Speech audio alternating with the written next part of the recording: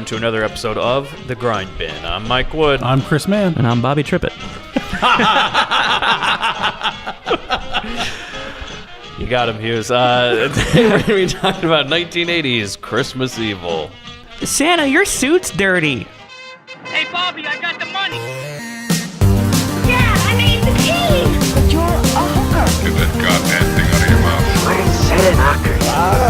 Spooky got no real rhythm. Hello, Sister Ann. We're gonna play a little game, baby. I just love funny games. Get a little girl all hot and horny. This is Los Angeles. How the hell would women live? I'm horny. And maybe Daddy wouldn't have had to kill himself because he couldn't get it up anymore. What a shame. Come on, just step on the gas before we get green. And more. So Christmas Evil, 1980, also known as You Better Watch Out, because that's the title in the copy of the movie I watched, at least. Every it copy. says, You Better Watch Out. If you put on the Blu-ray, the opening card says, "You better watch out." So nobody ever... That's obviously something they changed It's way a pretty later late on. decision to switch it to Christmas Evil. I'm not sure. Which title do you like better? I think they Evil. both Christmas Evil. You Better Watch Out doesn't necessarily mean it's a Christmas movie. It could be... Although, I mean, with this movie, it could just be a child predator thing anyways. So, I mean... Yeah, you could go either way with it. But probably pretty sure it has something to do with our next movie that we're doing next week that has absolutely no relation to this movie. But a nice little, the old Grindbin 1-2 we're doing. It's called New Year's Evil, and it has no relation. That's our end of the year special. Does it have like the same plot or? No. Absolutely nothing to do with it. Literally nothing But they to came do. out in the same year and are doing the same gimmick with their titles. Yeah, so who was first? I don't know. The trivia doesn't tell me. So, but at some point, somebody must have renamed it to cash off of the other one. Now, were they the only two that did that? Are there movies we don't know about yet? Is there Adam and Evil? I don't know. I don't think so. There should have been. All I know Summer's is Evil. I believe New Year's Evil was going to Globus. I believe that's so correct. I think that if anybody ripped Yeah. anybody off, it might be them. That feels like a Gollum and Globus film too. We'll talk about that next week. But Yeah. yeah, that's. So you guys. But let's focus on this one. I know, Hughes. You've already told us before we recorded you hated this movie. Yeah, I didn't hate it. It's just I didn't enjoy it. Yeah. I've never That's fair. seen this movie before. I So- thought this movie was a classic. Yeah. This should be the bad movie you should put on for Christmas. This is I'm great. inclined to agree. You know, I mean, I brought this before the panel for this episode. I've seen this many times at this point. Yeah, it's really great. I think this movie is better than Henry Portrait of a Serial Killer, which is a very similar movie. I think this movie is Henry better. Portrait of than the Serial it. Killer, Hughes, is not revered as sort of a goofy failure of a film, but rather like a really well done horror film. Oh, I have no idea. Were what you it is. It's basically- brought us Michael Rooker, Yeah, Yondu from Guardians of the Oh, Galaxy. okay. or bad guy from Mallrats. I know. Yeah, I know Mallrats. That movie follows a serial killer as your protagonist throughout the movie, and so it's one of the very few movies that's told through the killer's point of view. But I honestly think this is a better movie than that. I love this movie. I thought it was great. So Thanks for joining us, everybody. Merry Christmas. Happy New Year. for God's sakes. Happy second night of Hanukkah. You hear that? Are you just trying to ignore that ringing? What ringing? Hughes, you know how he gets. How do you guys do this when I'm not here? Who patches them in? Man, Immediately? I'm sure the listeners love this constant ring. Okay. All right, Zan. Hello, boys. Hello. Well, ho, ho, ho, Mr. C. Merry Christmas, Trippett. We are saying that this year. Oh, by the absolutely, way. sir. There is no happy holidays here yeah. on the grind bin. No Xmas, none of that shit. Hanukkah, who knows? It's all about Christmas, baby. That's why we're doing Christmas Evil. Merry Christmas Evil. Okay, that's why we changed the name from You Better Watch Out to Christmas Evil, because we're doing it right. So about this movie today, all right? Written and directed by the same man, Louis Jackson. Now, he only has 3 directing credits and 2 writing, and nothing you've ever heard of. 1970, a movie called The Deviants. Nothing's known about it other than it's listed as a porno. All right. Nice. Well, it's a hard and softcore. Erotica. Yes, erotica, if you will, Hughes. You're being agreeable today. I like this. 1974, The Transformation, A Sandwich of Nightmares. Wow. That's the full title of that movie. That is a great title, by the way. The title of Intrigue. Sounds like a Quiznos training video. Yes? So there's nothing known about it, but here are some taglines for the movie. Begins where Truffaut's day for night ends, is what they put on the poster. Like anybody's supposed to fucking, if somebody goes sees a Truffaut movie, they're gonna be interested in this sandwich movie. I don't think so. And at the other thing it says, a sexual film odyssey of a young girl exploring her innermost fantasies in a sea of navels, thighs, and buttocks. Rated R. Wow. Well, that sounds like a real winner, guys. Yeah. The only other thing he did was this movie, basically. And Bobby, we have somebody on the phone today that I think he's very upset with you. Upset with me. Could you come on here, Mr. Cozy? Hello, Bobby. Oh, Mr. Cozy, hi. Last week you said I was on the drugs while making a star crash. You're right, I did, and I owe you an apology, Mr. Cozy. Can I call you Luigi? Let's see. Oh, thank you, Luigi. I'm very sorry. I got a little ahead on my notes, and I misrepresented you. You were not on drugs when you made this, but rather director Louis Jackson admitted that he was on drugs when he came up with the idea for this film this week, Christmas Evil. My deepest apologies, Luigi. Well, you're lucky, Bobby, because he was all ready to send over some papers, and your bank account was going to be drained. Oh man, glad we were able to fix that, Mr. C. That won't happen again, sir. No, I called him up. He's my good friend. Luigi, you can go. Thank you. Okay, you can go. Yes, you upset him very much, but he was not the one on drugs. You were talking about this movie, but between you and me, I can't imagine there wasn't cocaine involved in the writing of Star Crash. I mean, Mr. C, we could both say he's on drugs, right? Is he still here? No, he's sitting in his parked car. I don't know what he's doing out there. All right.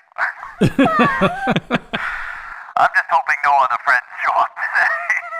No more D's, that's for sure. You'll be hearing very soon. We'll be playing it on the Patreon. I did get a phone call from jail, and Bill Clinton and Deason were asking for bail money. It was not good. Oh dear. So they've had a time this holiday season, have they? You'll hear all about it on our Patreon exclusive mini-bin, where we get all sorts of interesting escapades and trouble. And I prove you wrong. I prove to you guys that catcalling still works. It's still a fine way to speak to women.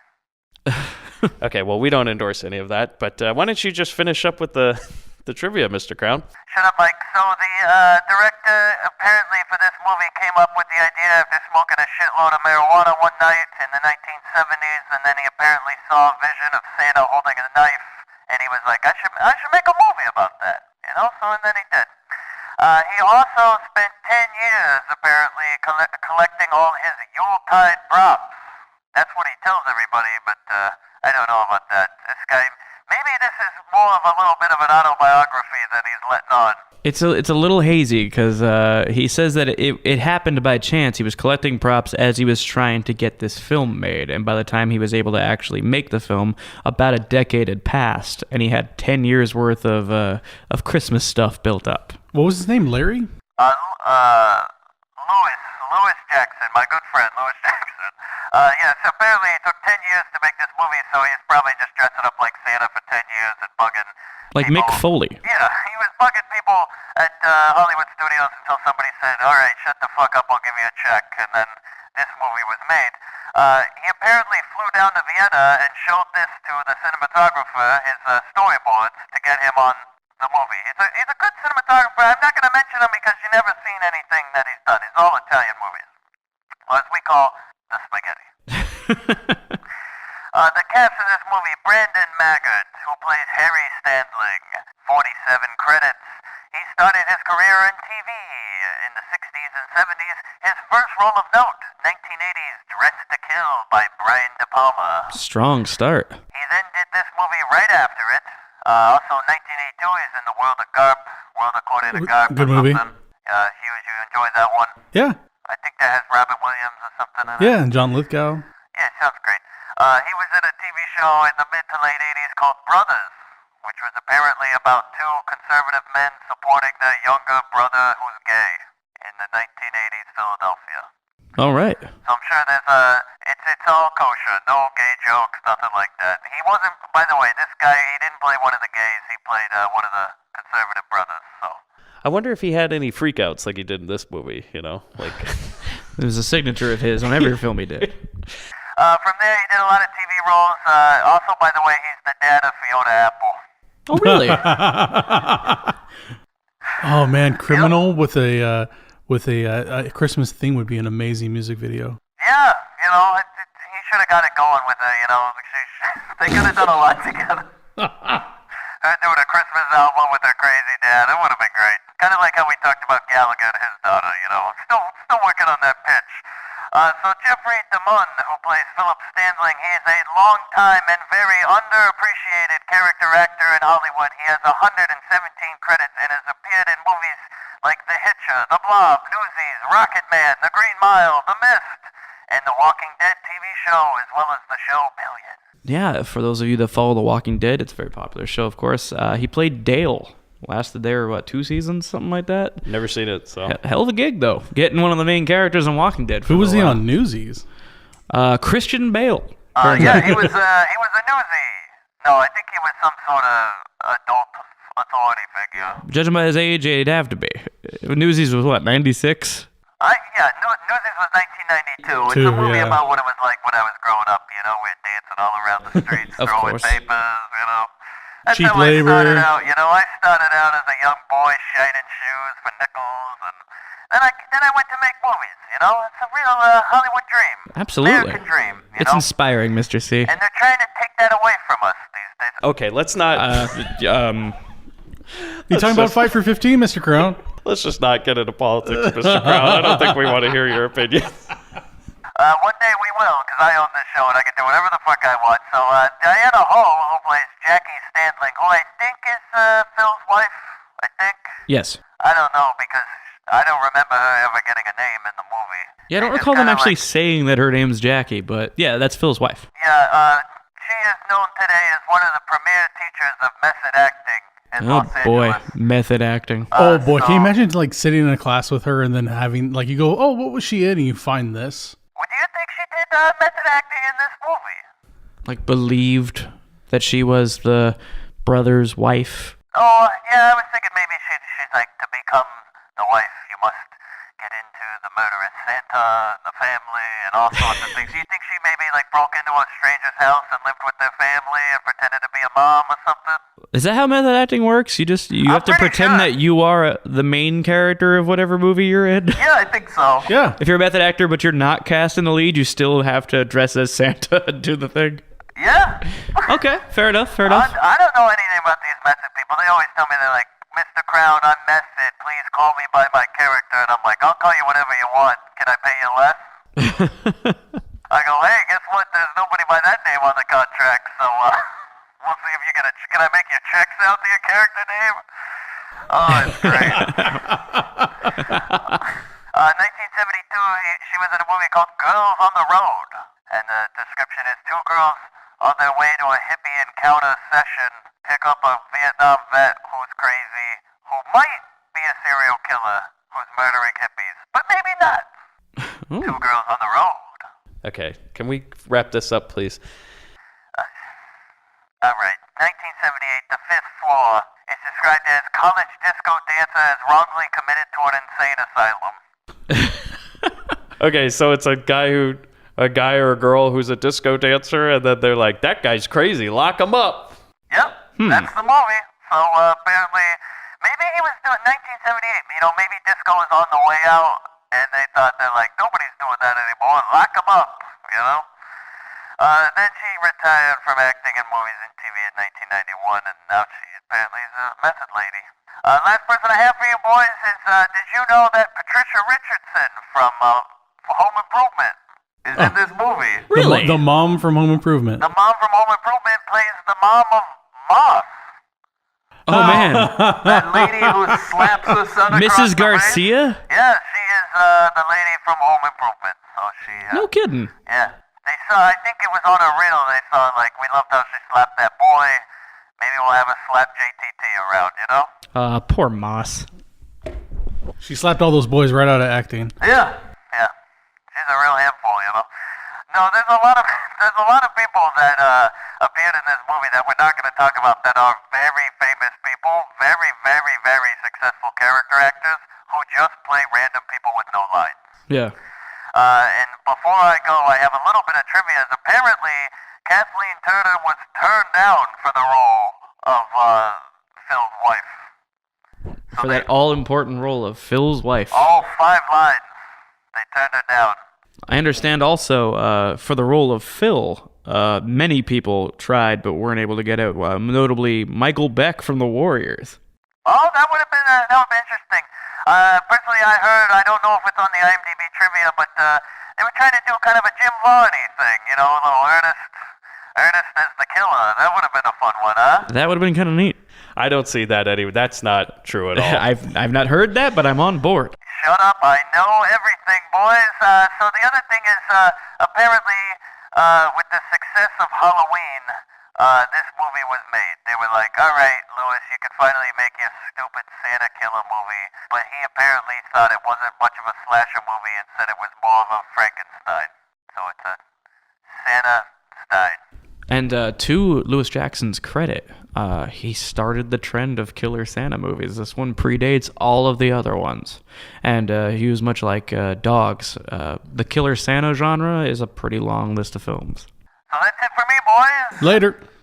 Well, thanks for joining us, Mr. Crown. And Appreciate I'd the like bits. to say, Okay, just hang up. Just hang up on him. Okay. One last thing before we get into the film. Shut famous. up, trip it. I beg your pardon, That sir. came out of nowhere.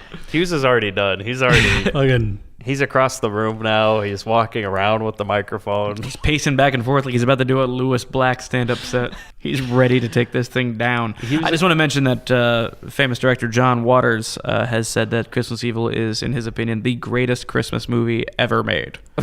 I think that ruins John Waters for me.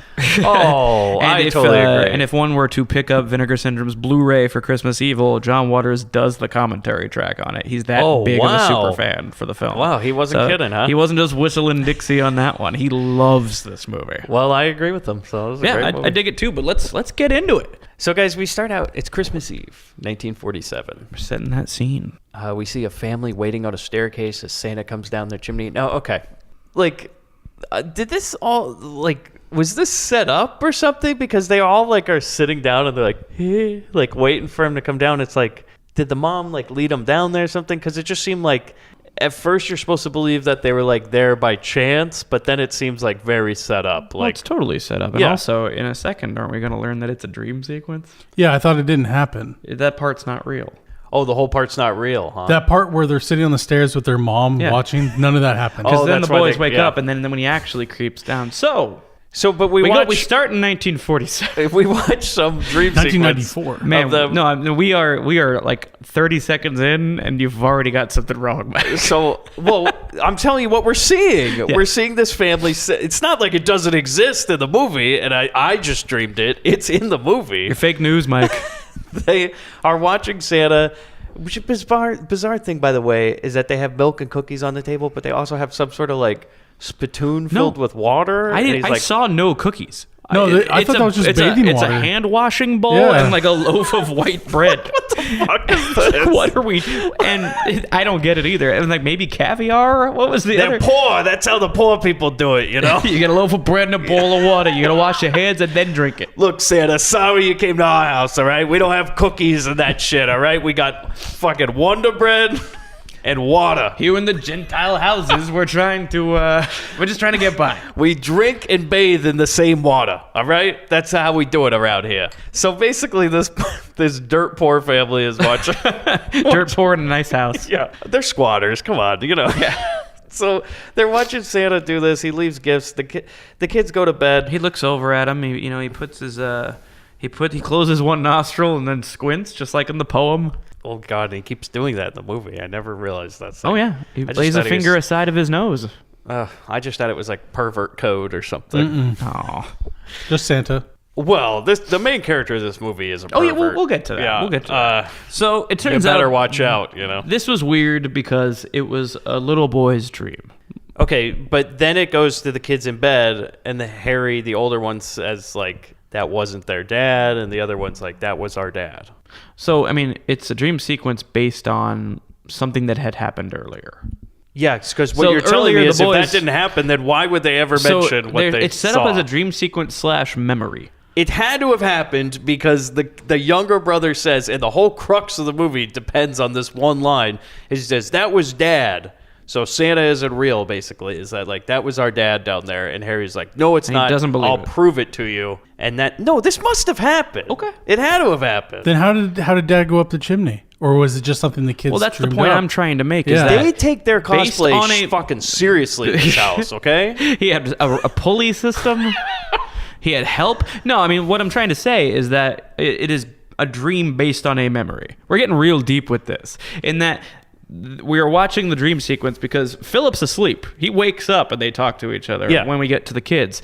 And so he's taking what had happened earlier that evening and his brain is exaggerating certain moments. That's why there's a weird fucking bowl of water and a loaf of bread and like Oh, no, that was there. Come on. and his teacher from school is sitting in the corner, and then Dad actually, flips up the chimney.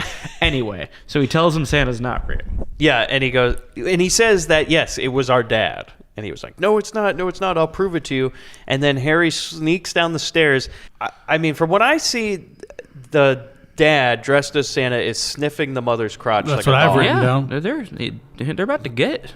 He's lining one Well, up. I don't know anybody that gets like this. Like it looks like Santa is doing his best impression of a bad dog. Well- Mike is kink shaming right here. Yeah, I mean, sorry, plain vanilla Mike, but some people Some people are into yiffing. they like dude. to explore a little bit, man. Just on all fours sniffing crotches. Oh, you've never heard of yiffing, huh? No, I have not. Oh, Oh, we got ourselves a Hughes clues. Yeah, well, they do take their sexual deviances very I learned it from very CSI. serious in this family, okay? Very serious. Oh, yeah. Cosplay in this house is a way of life. Absolutely. Okay? I know that guy was dressed up like Santa for multiple weeks before Christmas. I mean, you know it. Like, he was walking around and he's doing question. all sorts of stuff, and the mom's all into this. And so Harry sees this. He sees the crotch sniff, and then he runs upstairs to the attic, grabs a snow globe, breaks it on the ground, and cuts himself. Cuts his hand, the palm of his hand. Yeah, he's a classic maneuver. Yeah. We're like, this kid is troubled. The old self-mutilation. Because because that move, the old crotch sniff, is that's how he knew it was Dad. He's like, oh, that's Dad's move. Seen that before. He knows this one. You think he'd seen like a dog do that once? He's like, just my dad does that all the time. Guess my dad's a dog trader. I just wrote down, it's just a little Santa cosplay, kid. I mean, get over it, It's not that. I mean, it No wasn't reason like. to start cutting yourself. I mean, he didn't see like them in the act. It was no, just, no, no. Just a little bit of smelling. yeah, it's just a sniff. Who hasn't been there? It's not like he walked in on his parents having sex or anything. He walked in on the sniff part. And then apparently this is enough to self-mutilate with a snow globe. Merry Christmas, guys. Yeah. What do you think the whole moral of this movie is with that? There's a moral? Like, There- I'm that's- just wondering, what is it trying to like say about things? Be good. Yeah, don't be naughty. It's just a weird, like, we're gonna have a character. So Harry is our main character. As we see in the present, he is a man obsessed with Christmas, like to a deadly degree, obsessed with Christmas.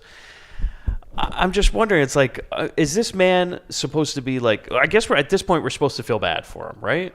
Yeah, I think there's a little bit of sympathy we're supposed to feel. We're like, all right, this kid was traumatized by that moment. Yeah, For whatever reason. So let's remember this. We're Granted, going to though, talk if I about was his age as a child and I walked in on my mom and dad exploring a few options, I don't know. I definitely wouldn't start cutting myself or anything, but I'd have questions. Yeah, but I think I would go like, what's going on here? Yeah, And exactly. then I try to leverage a better present.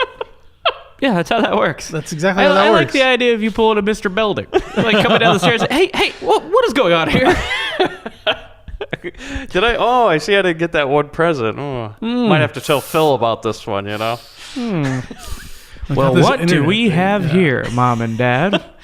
So now we're in present day. Harry's dancing around his house. He's dressed up in Santa pajamas. He's turning. Do you he assume turns this on. is how Mick Foley wakes up in the morning? So Mick Foley, famously also a Obsessed Santa with cosplayer. Christmas, Santa cosplayer all year round. I'm sure he's pulled the sniff maneuver. On The Undertaker in 1998. I remember that match well. It was Wow. the first sniff match. sniff the jock.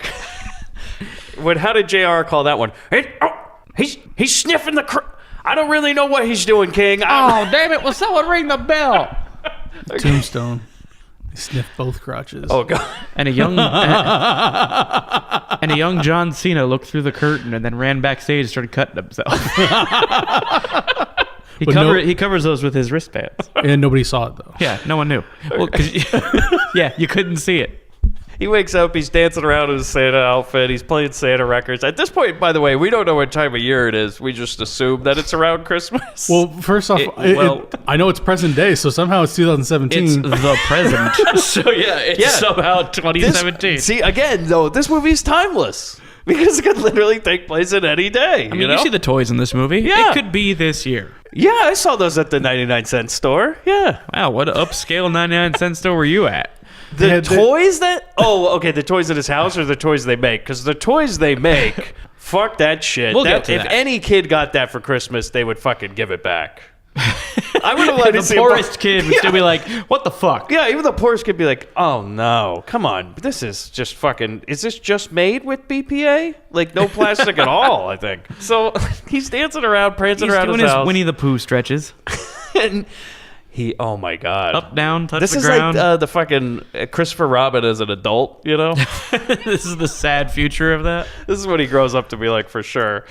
And so he's jumping around and he's like, hee, and He goes into the bathroom. He's going to do the Pee Wee Herman. He's going to start playing with the shaving cream. yeah, and he puts on a big Santa beard and he's looking at himself and he's like, ho, ho, ho, ho, ho. And it suddenly gives him a Nom flashback. Yeah, it goes dark when he picks up the razor and then he flashes back to cutting himself and that blood dripping on the snow globe house. And then this is when we learn that it's Harry. He's basically through the flashback. And then we also see him like standing in a mirror with like a fake Santa belly. He's got the pillow strapped to him, And it's like young me about to do a slip and slide. It's also like if you're that into Santa, dude, you can just get fat. I mean, Or grow a beard, at least. yeah, exactly. I did both of those things. I'm not even that into Santa. Nobody can tell how fat you are if you have a beard. Okay, It's true. It would also have been a great little character trait is if he couldn't grow a beard for some reason and he was just like, come on, damn it, come on. And he's like cutting himself every time he wakes up and he doesn't have a 5 o'clock shadow. Oh, Jesus. Jesus. Mike just liked this movie because he can go dark. It's true. Finally, a Well- movie dark enough for Mike on the Grindbin. Yeah. I mean, as we go on, it's definitely obvious that he's jacking off to Christmas stuff. Like, that is a given. Did I miss something in this movie? 'Cause I don't remember any of that. Please, the way he fetishizes everything. I don't this know. Man, Truly, I think Harry's a non-sexual being. Yeah, I think he's I don't think so. asexual. I think he's like Oh, elf. no. I don't think sex I'm even sorry. crosses his mind. Honestly, When he has that little that picture of the little girl at one point, and he starts talking to it. nope. No, I didn't get I anything will not go down that sexual. road with you. I don't think that's the. well, I we're don't gonna think get that's the some more case. lines that he We says. will argue this later. This man should have been chemically castrated a long time ago. Yeah, but because- not for that. I think he did it to himself. No, this man. I feel like he went so hard on Christmas after the incident from his childhood because it was going to be Christmas or sex. One of those things was going to burn right out of his brain. I think they've combined. I really do. But, if it was in 2017, he'd be okay because I'm sure if you search online, there's some sort of Santa cosplay porn that you can watch and enjoy. And Harry would have been right. He would have been like, you know what? That scratches the itch. I'm good. That's all you need. Yeah, I don't have to go around and pretend I'm Santa anymore. I just You'd be like, Harry, get out brother, of my system. 2 clicks on Pornhub, you're good. Yeah, ready to go. So then we go to, again, and you guys say that, okay, now again, you're going to tell me that this man is not a predator or a sexual pervert. We cut to Peeping Tomery as Harry is looking through a pair of binoculars at apartments across the street saying, come on, Very rear window. where are my little darlings? Yeah. And looking into the windows of children. I do think that we are meant with a to fucking be trench coat We are on. meant to be uncomfortable with this, yes, but I don't think that's where he's coming from. Let's pause for a second, Mike. Do you think that Santa and the story of Santa is very predatory and weird? Okay, how it's portrayed in this movie? No. In general, he sees all the sleeping boys and girls. He keeps a list of them being naughty or nice, and he'll punish the naughties. And It's a reward. children's story, but Hughes, apply that to the real world, and somebody would shoot on sight. You can say that for Fucking anything. White man dressed up like Santa showing up to somebody's house at 3 a.m. Yeah, giant bunny rabbit going through my house and pooping out chocolate eggs. But these are fake stories. They don't exist.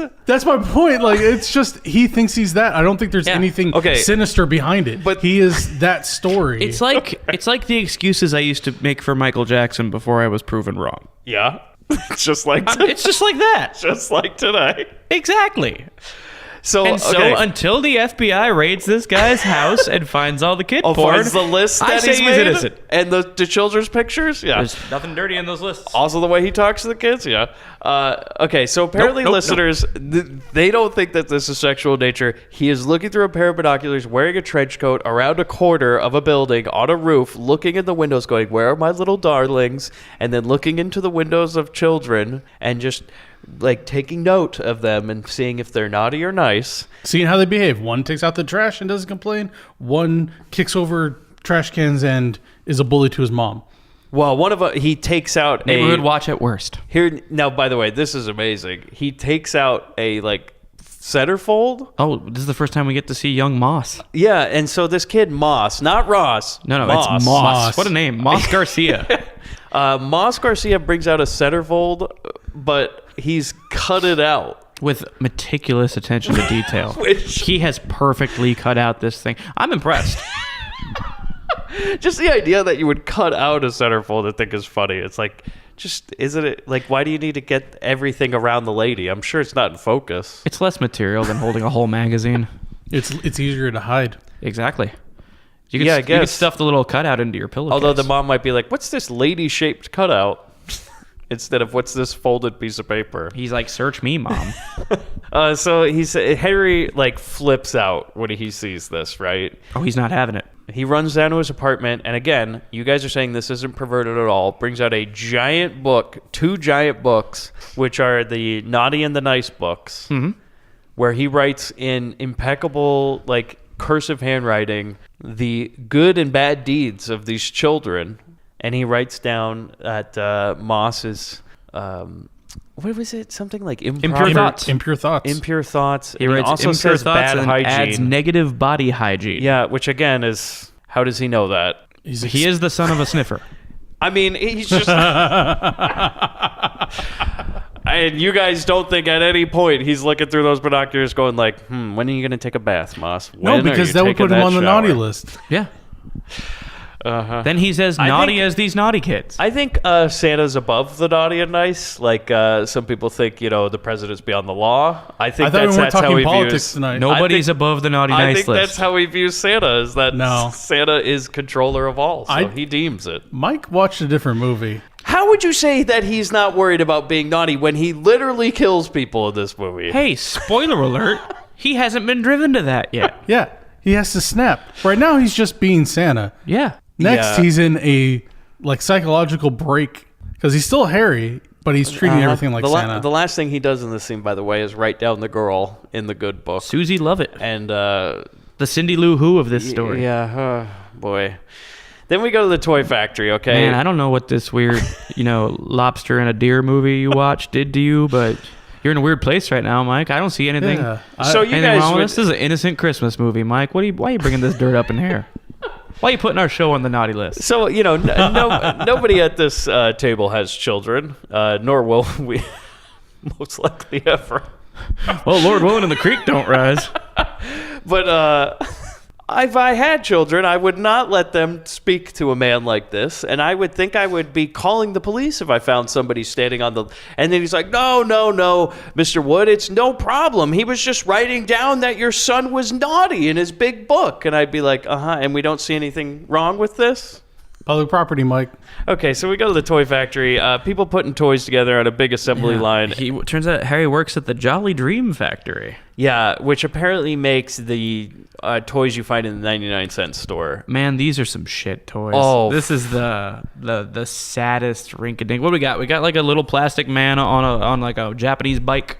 This is worse than motorcycle guy. This is worse than ball on a string with a cup. You know what I mean? That's universally the worst. We got the little toy soldier with the pokey stick. This is worse than like an army man. Yeah. Like, it's so bad. These toys are these are fucking throwaways. Like something you put in the stocking and a kid would be like, yeah, that's great. And just immediately get rid of it. Like you said, even the poor children would be given these back. You know? It's like if you gave Arby's to a homeless man. He's going to throw it back at you like, dude, what the fuck? I didn't ask for this. I don't deserve that. Yeah. Yes. Just like if you donated this to Toys for Tots, they would just throw it out before they'd give it to a kid because they'd be like, no, we don't. They'd be like, that's not cool, dude. We don't want to make a kid cry on Christmas. I mean, come on. And so he stands on a line with a bunch of other guys and just sort of clicks together two giant solid pieces of plastic to make each toy. Yeah, well, Harry doesn't work on the line anymore. No, that's true. I'm now sorry. he's a company man, all right? He's got to worked his way up. Come to work in a suit. Yeah, he's Santa. But he really His little elves. he This is his really workshop. misses the line, as he says. Well, because he's the only one that cares. Everybody else is just there to collect a check. Okay. The scene is we cut from these people building toys and nobody gives a fuck. They're at work. To them on their lunch break and Harry giving like this fucking manifesto about great. how nobody here is interested in good toys. Am I right, guys? Yeah, one of his lines I wrote down was, don't you understand how useful, rigidly constructed toys are? And everybody just looks at him like, can you shut the fuck up? I'm trying to eat my tuna sandwich, Harry. Do we need to do this again and again and again? And they're just like, so what's it like working in the office and everything? And he's like, I missed the line, boys. I missed those days, you know? It's like a vet wanting to go back, you know, like Dinosaur Because Valley. it's all he knows. Yeah. Did you find it weird? Like, we entered the workforce a lot later in life, around 2000, right? 1998 and 2000. Sure, yeah. That there used to actually be factories like this where you would sit there and just push a piece into a thing and then put it back on the line and somebody else pushed the piece on the other one. Yeah. It's such a bizarre way of working to me. And by the way, that you could own like a 5-bedroom house for Right. doing that That- job. 'Cause- For literally just, putting a peg into a hole Yeah. 500 times in a day. and making the worst toys you could, that Yeah. money, maybe money But could you know buy. what? I don't know where that these crap was made in America. are. Yeah, that's right. So you be American-made proud shit. of our shitty American-made products. Yeah, well, I do think probably every worker at this factory died of cancer because with these toys are bottom of the barrel. So he goes on and on about some bizarre rant about how they make shitty toys and, like you said, they need to be more rigid and these guys don't care. And then, is I right, Bucket Hat is what I call this character. Wilson? So yeah, Bucket Hat or Wilson walks up and he's like, "Hey, Harry, what's up, huh? I'm gonna take off this weekend. You just somebody cover my shift or something?" And everybody's like, "No." And then he grabs Harry's sandwich and just starts eating it. Oh, that was Frank. His name's Frank. Frank's the guy. Yeah, I call him Bucket Wilson Hat. for the hat. But yeah, the character's name's Frank. Yeah, He'll pop up a lot throughout this. I just call him Bucket Hat because, by the way, who shows up to work looking like this guy looks like a fucking clown to begin with, and he comes over, he takes that sandwich, he's like, "Oh, it looks good," and he starts eating it, and So even in a supervisorial position, Yeah. everyone's disrespecting him. and this guy's the Honking big him bully. out. Yeah. And I just write, Harry, if you're the boss, fucking fire the guy. You just be like, "Hey, you know what? Don't take my fucking sandwich. Your kids are going to be fucking homeless for Christmas. How about that, huh?" How you like that sandwich? How's that sandwich taste? At one point, Shit one of his sandwich. coworkers in that scene says that they hate Christmas, and that's the first little tinge we see in Harry in the present day of just he's about to deck this guy for saying that. Yeah, because they say something like, they're like, "Well, making toys year round is fine, but man, when it gets towards Christmas, fuck that. Am I right?" And he's like, all pissed about This it. is like a dark counterpoint to Buddy the Elf. Mm-hmm. They're like, "Man, fuck Christmas," and he's like, "What did you say?" The other thing is, they say something like, "Hey, Harry, do you know who's going to get laid off after January 1st?" And he's like, "What? We're laying people off?" It's like, yeah, you're a fucking toy factory. Of course you're going to lay people off after Christmas. Like, Also, I love that the middle management guy didn't hear about this. The guys on the floor know, and the guy who runs the place knows. But well, I almost think that they've given Harry a promotion to avoid lawsuits because there's parts in this movie where he'll just look at the boss and just start fucking ranting, and the boss just laughs it off. It's like, we just need to let that go, okay? We just need to let that guy go. These unions, am I right? So we go to this later. Harry in his office, Bucket Hat guy calls him, and he's like, "Hey, Harry, you know how you said you loved being on the toy line? Maybe you could take my shift tonight, eh?" And again, he just, I guess, agrees to do it. Yeah, he just pushes him. He just is a pushover and goes like, Yeah. "Fine."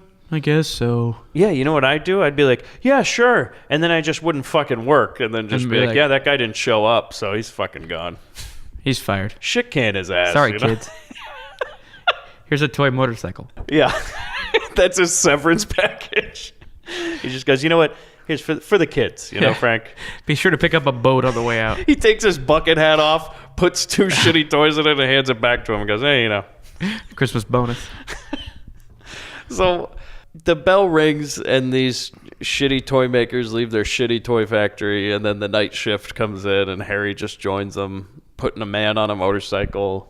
Over and over and over. Yeah, and then at this point I go, okay, am I supposed to feel sorry for Harry? I think we are Yeah, a little at because this point. He's bullied. They do that with the bullying and the beginning and everything like that, but then they throw in the pervert angle, and it's like, this is hard to be sympathetic towards this man. 1 out of 3 of us found a pervert angle. I really don't.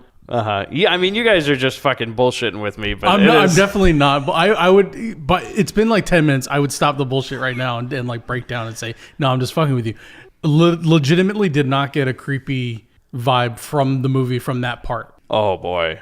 As I said earlier, I can get where you would see it that way. I think you're supposed to feel a little uncomfortable, but it's not. Yeah, I well, didn't this find it man's. threatening. I think that this character is coming from a distorted place of innocence. I don't think he's actually taking it there in his head. So, listeners, definitely, if you watch this one, We're gonna tweet put at this us. to a Go, listener vote? Hashtag Santa pervert. So, If you believe Harry respond is with a- hashtag Doug Jones or hashtag Roy Moore. Yeah, As to definitely. what you think. Is Hashtag- Harry a Doug Jones Yeah. or a Roy Moore? Yes, that's a great one, Bobby. Hashtag Doug Jones or hashtag Roy Moore. Well, I mean, Tell this us, does do you take place think- in the present day. Wait, this is in no way political. We're just saying, is he a pervert or is he not? Yeah. I know that in 2017, a question like that suddenly becomes a political opinion. But let us know. Do you think this guy's a pervert? Yeah, I mean, we don't care about the makeup of the Senate. We just want to know pervert or no pervert. I kind of So- wish that they would do it on the IMDb page of this movie and just like the IMDb would be so confused as to what happened if they saw a bunch of like hashtag Roy Moore in the comments just on one movie. Okay, so Harry goes to this bar after work, right? The Odd Couple Lounge. And yeah, a piece of paper that they hung up that they were like, well, we need a name for Well, a bar. bear in mind, I mean, the factory has like a cardboard cutout sign telling you the name of it. It's one of those signs that they hold in front of the camera here, but do a really If you weird look- angle. If you so look it at the looks- corner, there's fingertips on the Yeah. edge of the side. And he looks in the window and he finds Bucket Hat and the other workers in there. Workplace treachery. And Bucket Hat goes, I'm not even leaving tonight. I'm leaving in the morning. Get that schmuck to work for me. And I'm like, I don't get it. Like, it's not like that guy gets the money. Harry would get the money. Yeah, it's Yeah. like, what's the scale? He really got him that one. I got him. I lost 8 hours of work. Yeah, my kids are going to be real fucking happy about that one, you know? Well, one less gift this year because I wanted to go fucking drink with my friends. Yeah, that's, you and know? the thing is, Harry's off work. Yeah. When he sees these guys hang out, so he ostensibly he could have worked and then gone to the bar with his friends like he did anyway. So really, all he did was like, I want to spend 8 extra hours at this bar. Yeah, so what? Where we don't believe they Like, spent 8 yeah, hours? like Frank's such an alcoholic. He's like, yeah, but I need like an entire day at this bar. They're like, Frank, aren't you leaving early in the morning and everything? Fuck it, you know? I'm not driving. That's what the wife's for, you know? She'll wake me up. She's gonna strap me to the hood like she hit me. And so, okay, he runs home. He's all upset. He paces around his apartment, like muttering Christmas He songs starts to humming himself. Santa Claus is coming to town in a very Yeah. scary and intensifying way. And he grabs a doll from a dollhouse, one of his Christmas decorations, and he's just sort of staring at it. And as he's trying to hold, it's like Banner trying not to turn into the Hulk. And eventually he crushes the doll in his hand. Yeah, all while singing Rudolph the Red-Nosed Reindeer to himself. Then we go to his childhood home, but in modern day, in 2017. In the present day. Yeah. I like the story of Rudolph the Red-Nosed Reindeer. I saw a nice little political thing about it. Was what they called it? It was exclusion until they can exploit you. Is the story of Rudolph the Red-Nosed Reindeer? Oh, totally. That makes perfect sense. So we go to. I mean, what do you want me to add? I thought it made sense with this movie that you're trying to get the proletariat like angle of Harry Styles. Harry Styles? I don't know what the hell this guy's name is. Harry something. So we go back to his childhood home in the present day. He goes back to his house and he looks through the window at two boys playing inside, and then we see mom puts them to bed, and then he watches this mom and dad make out on the couch, and he has all these flashbacks. At this point, we don't know what the fuck this is. We're just We don't know who these people no. are yet. It's just... But that's his brother, yeah, right? it is established that he's watching his brother get a little something. Okay, and again... Just to take the edge off from his bad day at work. He's at home watching a Thanksgiving Day parade on the TV while eating cereal, and when it's announced that Santa's coming out, he puts down that bowl of cereal, puts up a pillow, and like, I'm surprised there's no unzip. Like, no, this is to the me, one time that I it's- will agree with you. In that moment, I am pretty sure that he does masturbate to the end of the Macy's Thanksgiving Day parade. He's definitely fucking jacking I thought I was off just to it. happy that the official Christmas season has started once Santa Claus passes on the parade. You didn't hear that part when he goes, "It's gonna snow this year," No. and then started stroking it. That's you, man. Mike, that's all you. This is our Christmas episode, Mike. You know damn well he jacked off to this parade. I'm not trying to fight with you And about this, Mike. at first, I thought it was taped. Like, he had taped this, and he plays it again and again and again. That would have been creepy. Yeah, and then he just... Actually, might have been more effective. Right? It would have been more effective. If you look at the clock and you realize that it's been over for hours, and he just keeps replaying the part where Santa's waving at everybody, when we I inevitably would've write the liked it. remake to No, this. that it wouldn't be. It's not even on Thanksgiving. No, I would have liked it if he stops it and he goes, "Now for this year." And like, that was last year's. You know, he's watching, like, the one right before it, you know, the getting ready. 1979. Yeah. He's ready to go now. Little bit of film trivia for you. Our director actually recorded that Thanksgiving footage himself What, on his own VCR or at the parade? with a camera. Like, he went to the parade. Oh, that like- was all his own footage that he took. He didn't take that from a TV broadcast. How he got, like, the illegal During his 10 footage years. of- So that may have been the 1979 one. That may have been the 1972 one. Who knows? It took him 10 years to make this movie. So it might have been. It's probably an earlier one. just like I the, find it weird that the standard is to always show underdog first, and then you know that you're at the Macy's Day Parade. Yeah. Every movie has underdog first, and then now it's like Spider-Man. I think nowadays. Yeah. So we, Molly and I tried to watch the Macy's Day Parade because she was like, "Oh, we're gonna watch this on Thanksgiving." Yeah. It's fucking terrible now. There's no goddamn. They don't even show the balloons. You know what they did? They go, "Hey, welcome to channel whatever. You know, good day, L.A." I'm Matt Lauer. Don't worry about it. Yeah, he was on it, by the way. I know. I watched it with my wife. But they never fucking show the balloons. They were like, "And here's a song from SpongeBob the Musical." Yeah, it's more about And it- performances and you know, dances and things like that. And then It's not they so go- much just like, there's Garfield. Yeah, but then they do this, and they go, after the song, SpongeBob the fucking Musical, by the way, what the fuck has the world come to? That's a little weird, yeah. Yeah, and then they go, "Al, what's going on in the parade?" And then he just goes, "Hey, I'm here with so-and-so from this TV show on NBC, Thursdays at 11. So what do you think of the parade, huh?" And then this guy's like, "Yeah, it seems good to me." In the background, some high schoolers are struggling to keep that Spider-Man. Yeah, and you could see like half a shot of the balloon, but they're like, and he's like, "So what are you eating for Thanksgiving, huh?" And these people are like, "Can I go? I know I'm Well, you know, contractually our, obligated to be here, Al, but..." Well, you understand, our attention spans in the present day aren't what they used to be. And if you just sat there and said, like, "And here we got a balloon for PJ Mask. Ask your 5-year-old what that is." You know, you'd tune out. Okay. You'd be like, "When's the dog show?" But I'm like, show a balloon! Show a fucking balloon! Like, this is what this is famous for. And I can't even see it. Like, oh, there he I goes. like the thought that you're at home on the couch with I your, did. with your lady and going, Screaming. "What the fucking balloons?" We were both screaming at the TV. Well, you know, find your one. And right? by the way- find the one that's right. It was like every 2 minutes there would be a commercial break. Best fucking commercial break there was, though, was they played... what's that musical called? It's like Goodbye Evan Hansen or something like that. It's a very famous musical right now, right? They do the song, and like they don't even finish the song, and they cut to an Applebee's commercial. It goes, "What I want..." Like, before the big hit at the Yes, end of the number, yes. we're already serving you a sizzling Sad plate song. from Applebee's. Yeah, sad song. Like it's a little depressing song and everything. They're like, "What I want," you. And it shows like an Applebee's steak. and- Jesus. Mike, hard than soft. It was the ultimate hard than soft. I laughed for a good like 5 minutes, like crying.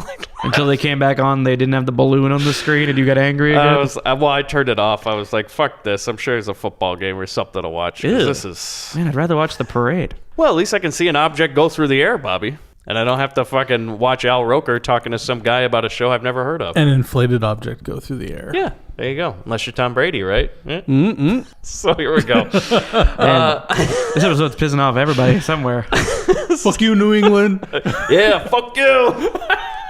So he's jacking off while watching the Thanksgiving Day parade, and then like his family calls. Yeah, like because Phil he's calls, supposed to be over at the house for Thanksgiving. and he's like, "Oh, hey Phil, how you doing? Yeah, I'm not gonna be there this year." And he's like, "What are you talking about? The kids, they want to see you, Harry. Everybody wants to fucking see you." And he's like going crazy, and it's like, dude, okay, which brother has the problem? All of them. Because your one brother's like, "Yeah, I'm not gonna make it this year." He's like, "What the fuck are you talking about? What's that?" See, that's the part that they kind of neglected to show us is that, I mean, the other brother probably got traumatized by some things throughout his upbringing, too. You think about the brother he had to grow up with. This brother has equally just as many issues. Yeah, that's a whole different movie we could watch. Because there's parts where he's pacing around the house being like, my fucking brother. And we cut the shots of his wife just crying at a vanity, like, this is my life. Why did I have children with this man? So Seems like the Christmas Story. Yeah. So he's like telling him, hey, I'm not going to be there. And at his brother's house, his wife is like telling him over and over, she's like, you need to take it easier on your brother, okay? Like, you need to stop, like, harassing him when he comes over to the house and everything. And this is where you're like, well, why would Harry want to go there if he's just going to get his balls busted the whole time? I want to know what Harry's problem is outside of his Santa thing. Like, his life, he worked on a line. He worked hard enough to be able to become management. He is taking care of himself in his house, and he has his own money. Why is the brother so pissed? Yeah, because, okay, so the brother lives in their childhood home. I mean, I don't know what the brother does for work. It's part of the brother's hangups. Yeah. Because, some people are just like, you know what? There are familial responsibilities. You owe that to us because we were born of the same blood. Yeah, what did Phil cut he doesn't himself? owe you shit, man. Like, he doesn't have to come over. There's some people that get really hung up on that shit. They're like, family. You have to be part of this. And he's like, no, man, I got autonomy. I don't have to do that shit. I'm going to sit at home, play with myself to the parade. So you're telling me you think maybe Phil walked in on his dad with like a turkey on his dick at some point, and that's why he went up and cut himself? Yeah, he's got a whole Thanksgiving movie that we haven't so seen. he's like, we need to be a family. I think that's also what upset me is we didn't go into more of what happened between the time where he saw the sniffing to the time where they were adults. Because there had to be a lot going on. Yeah. Like, did the parents get divorced? when- And like Phil went to live with his mom, and Harry went to go live with his mom, and Phil went with his dad. So they're more like those two. They're types not of going to get people. divorced over a little And sniff, you know what? sniff, When they hire Rob Zombie to remake this, he's going to make the whole film about that time period, and everyone's going to be pissed at him. I'm sorry, but Seth Rogen is going to be doing this movie. All right. It's going to be terrible. Mike's going to go watch it. He's going to give the money, and he's going to complain Seth about Rogen's going to be Harry. James Franco's going to be Phil. By the way, I don't give anybody money. Movie Pass, $10 a month. You Thank gave you very Movie much. Pass it. money. Yeah, you give Movie Pass money. Great. Hey, you know what? Take advantage of it while they're still around. Yeah, exactly. It'll be gone soon. Yeah, that thing's got a year left in the tank. So basically, I just imagine this Thanksgiving is like them sitting at a table and Phil just busted his brother's balls the whole time. Be like, hey, Harry, how's it over at the toy factory, you loser? Every time he And asks him to pass something, he's just like flinging cranberry sauce at him. Hey, Harry, pass me that. Like you pass a toy on the line, you fucking loser, degenerate. You don't have your own home. And he's just like, well, I don't know why I come here every year, Phil. Thank you very much. So Good to see you and the kids. I mean, because there's a part in this movie where the kids are like, "Go, Harry, go!" They hate their own dad. Yeah. Okay, so basically, he tells him he's not going to go up, and his brother flips out. Then Harry goes to the bathroom, tries out a fake beard and a wig, and he's making a Santa outfit. And My question is, why now? What 'Cause was it's the Thanksgiving. why did this? No. Does he doesn't dress like this every year? This is the first time he's putting everything together. You know what? It's coming to a head. He- It's just he's getting there's so much stress compounding on each other. He's finally just reached that point.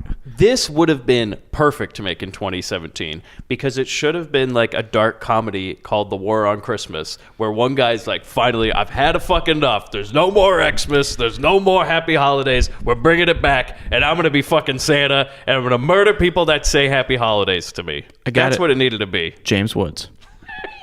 A real cranky, I'm bringing Christmas back, War on Just Christmas movie. James Woods in a Santa costume. Because that's basically what it is. He's all pissed off that nobody believes in Santa anymore, and kids don't believe in Santa, and they're fucking looking at penthouses and all this stuff. They're a bunch of degenerates in this world. We just need to cleanse it. He's basically Rorschach from The Watchmen. I mean, If Rorschach was wearing a Santa hat. This is what you imagine in the police interrogation room. They're just like, yeah, okay. We also found a lot of pictures of children around your apartment. Can you That's explain none of your those? business. None of your business. Okay, yeah, I'm glad he didn't have a hard drive fuse, because I think we would have known what was found on there, I think he was eating a lot of Subway sandwiches, if you catch my drift.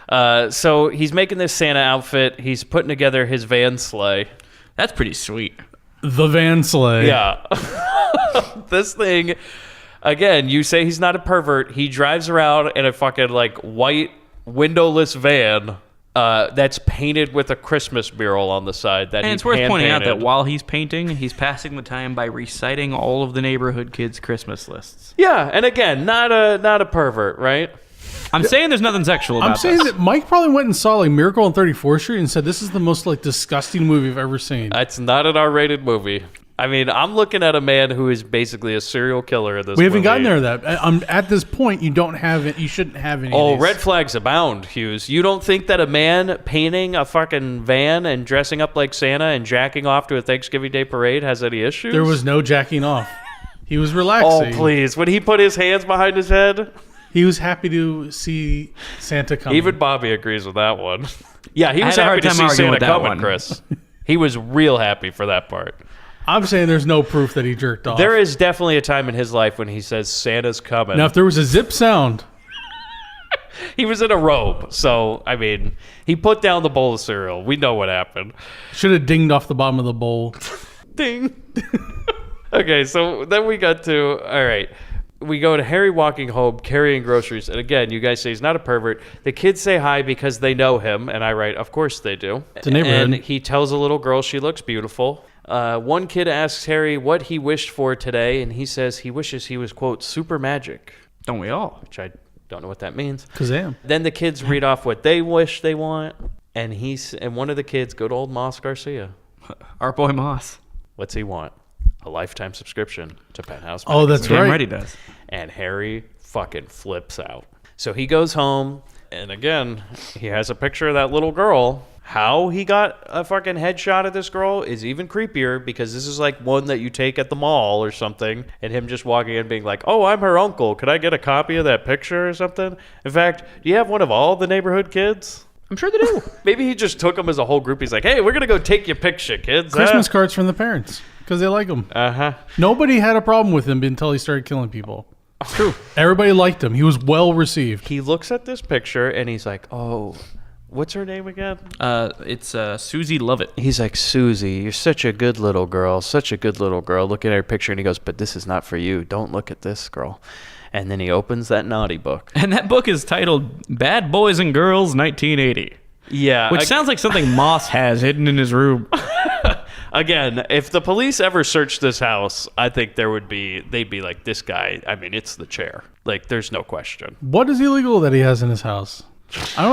Mike just wants to kill people. He doesn't want to have any proof of anything. So we cut to Harry running around Moss's house, and he's spying on Moss while he's watching TV and playing with his toys. And this is the first time we got like a good look at Moss. He looks like a tiny Chris Kattan.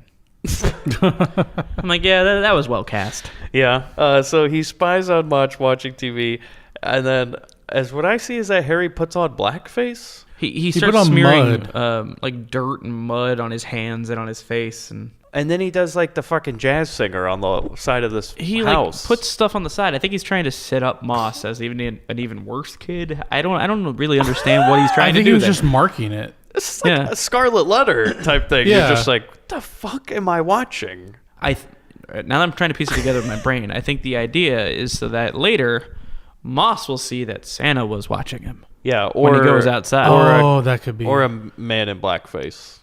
Okay, but you know, Because what he does is he literally looks yes, like he puts dark stuff. he on looks himself. like fucking Al Jolson, and he kisses the wall. he and made you're a just stamp like, of his body. What the fuck is he doing? made a human stamp. There's a difference between blackface and a human stamp. Like, there's actions that require a little bit more for blackface. Sure, that's what you tell somebody. No. You don't understand. The only reason I have this stuff on me is I was making a human stamp. And they'd be like, yeah, sure. Okay. I'm a chimney sweep. In 1980. They don't have chimneys in 1980? I don't see like a Dick Van Dyke in 1980 walking around going, oh, hey, governor, you need a chimney sweep? I wish. They have them here. You can get them. You don't have a chimney, so you don't know. So you have a guy that comes out, he's all covered in black soot and everything, and he's just like, What's a dirty job? Mr. Hughes.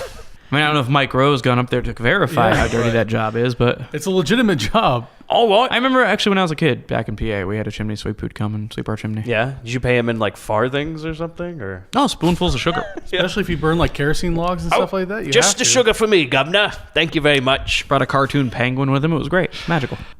So he kisses this house, and then the mom and Moss are going out, and he hides in these bushes. A little too late, by the way, because he's just watching them, and then he's like, oh, fuck, that's right. I'm Yeah. outside. Goes behind the bushes, and he's like peering through the bushes at them as they go to the car. And he's just so incensed at how bad of a kid Moss is that at one point he actually kind of lunges for him. Yeah, he does. Well, there's this bizarre thing where like the mom's like, Moss, get in the fucking car, and he sees Harry. Yeah. And he knows what's up. And he walks over there, and it takes forever. It's just like this slow walk, and the mom's just going like, Moss, get in the car. Moss, get in the car. And for some reason, she just lets him walk over instead of just grabbing him. But then he turns around at one point, and Harry, like you said, lunges out and grabs him. But he wiggles away from him for a second. And the then mom tries to tell his apparently mom what had just happened. Doesn't see this? Nope. Yeah, parents sucked in the 80s, man. So the mom from Home Improvement slaps this kid across the face. And why do you guys Ryan. keep on saying this is the 80s? 1980. It's the present day. The movie started with 1994. Oh, yeah, I'm sorry. No, 1944. It starts at 1947 and then flashes to 1947. present day. The Yeah. movie came out in 1980. Oh, mine looked like present- 1994. No, it's this is sorry, it takes place in 2017. It's present day. So the mom from Home Improvement slaps the kid, and I do like this as they drive off. She says, "You would ruin my one night out." But what was her plan? She's gonna go out with her kid? Man, poor Moss can't catch a fucking break. Because he's just like, "Can I just stay home and watch TV?" And she's like, "No." And then she says she's going out with her friends, but she's gonna just be like, "All right, Moss, now you sit in the car while I go get drunk and I think bingo." that's what the plan was. So the next day, Harry wakes up singing to himself again, and he's making like some sort of pewter toy He's from a doing mold. some at-home smelting. And he's making a metal a metal recreation of one of the toys they make at the factory. Yeah. And this is when I write in my notes, this is like Taxi Driver meets Christmas. Oh, totally. That's kind of the feel we're going for here. And it harkens back to what he was saying before about like rigid toys, the importance of having quality rigid toys. And so he's experimenting with making a better version of that toy. In lead Yeah. Yeah. for kids. Yeah, Yeah, for right. lead. He may be a little misguided here. So, and I was wondering, like, because it's such a Taxi Driver type movie, I was hoping there'd be a scene where he takes a woman out to a date, but instead of a porno movie, he goes to a Christmas movie and then tries to jack off or something. She's like, "Could you put that away, sir?" He's like, "This is the best part, don't worry." So Harry at work party. He goes to a work party. So there's like this wild party going on at the old Joy Factory or whatever the hell it's called. Oh, yeah.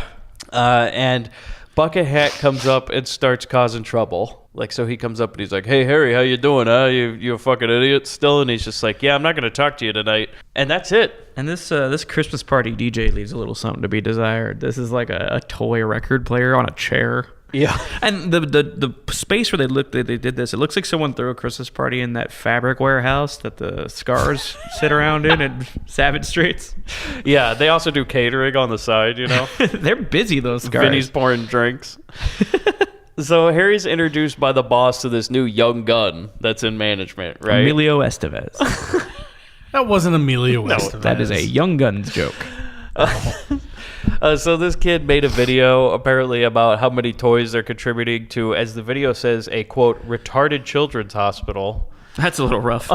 This video that they show him looks like one of those like late night make money now infomercials. Yeah, because I expect him to be in like a suit covered in dollar signs. I'm reading my notes. Where is this airing? Because this video is like for like nobody would stay on the channel. No. I think it was directed at the employees there. It was just to let them know that they are donating these toys. Yeah, like anybody cares because it's on a fucking tiny TV in the corner of a party with music going on. In 1980, that was the giant TV. And it's like a big screen today. It's he's, by the way, the boss is like sitting on a beach in like Miami with like palm trees behind him and a big old drink, and he's like, hey, sorry I couldn't be there, but we're so happy that we're donating the toys to that Todd hospital, and it's his words, not mine. No, I know. It was a different time back in 1980. And he's like, so anything that you can give in addition to what we're giving would be great. And then somebody turns off the TV, from what I can see, because nobody gives a shit. And they're like, you know what? Because this party's busy getting lit as fuck.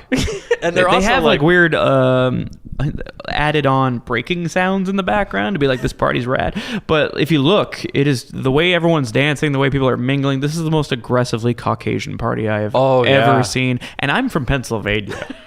There was a black guy in there. they had like the one black guy that works in the factory.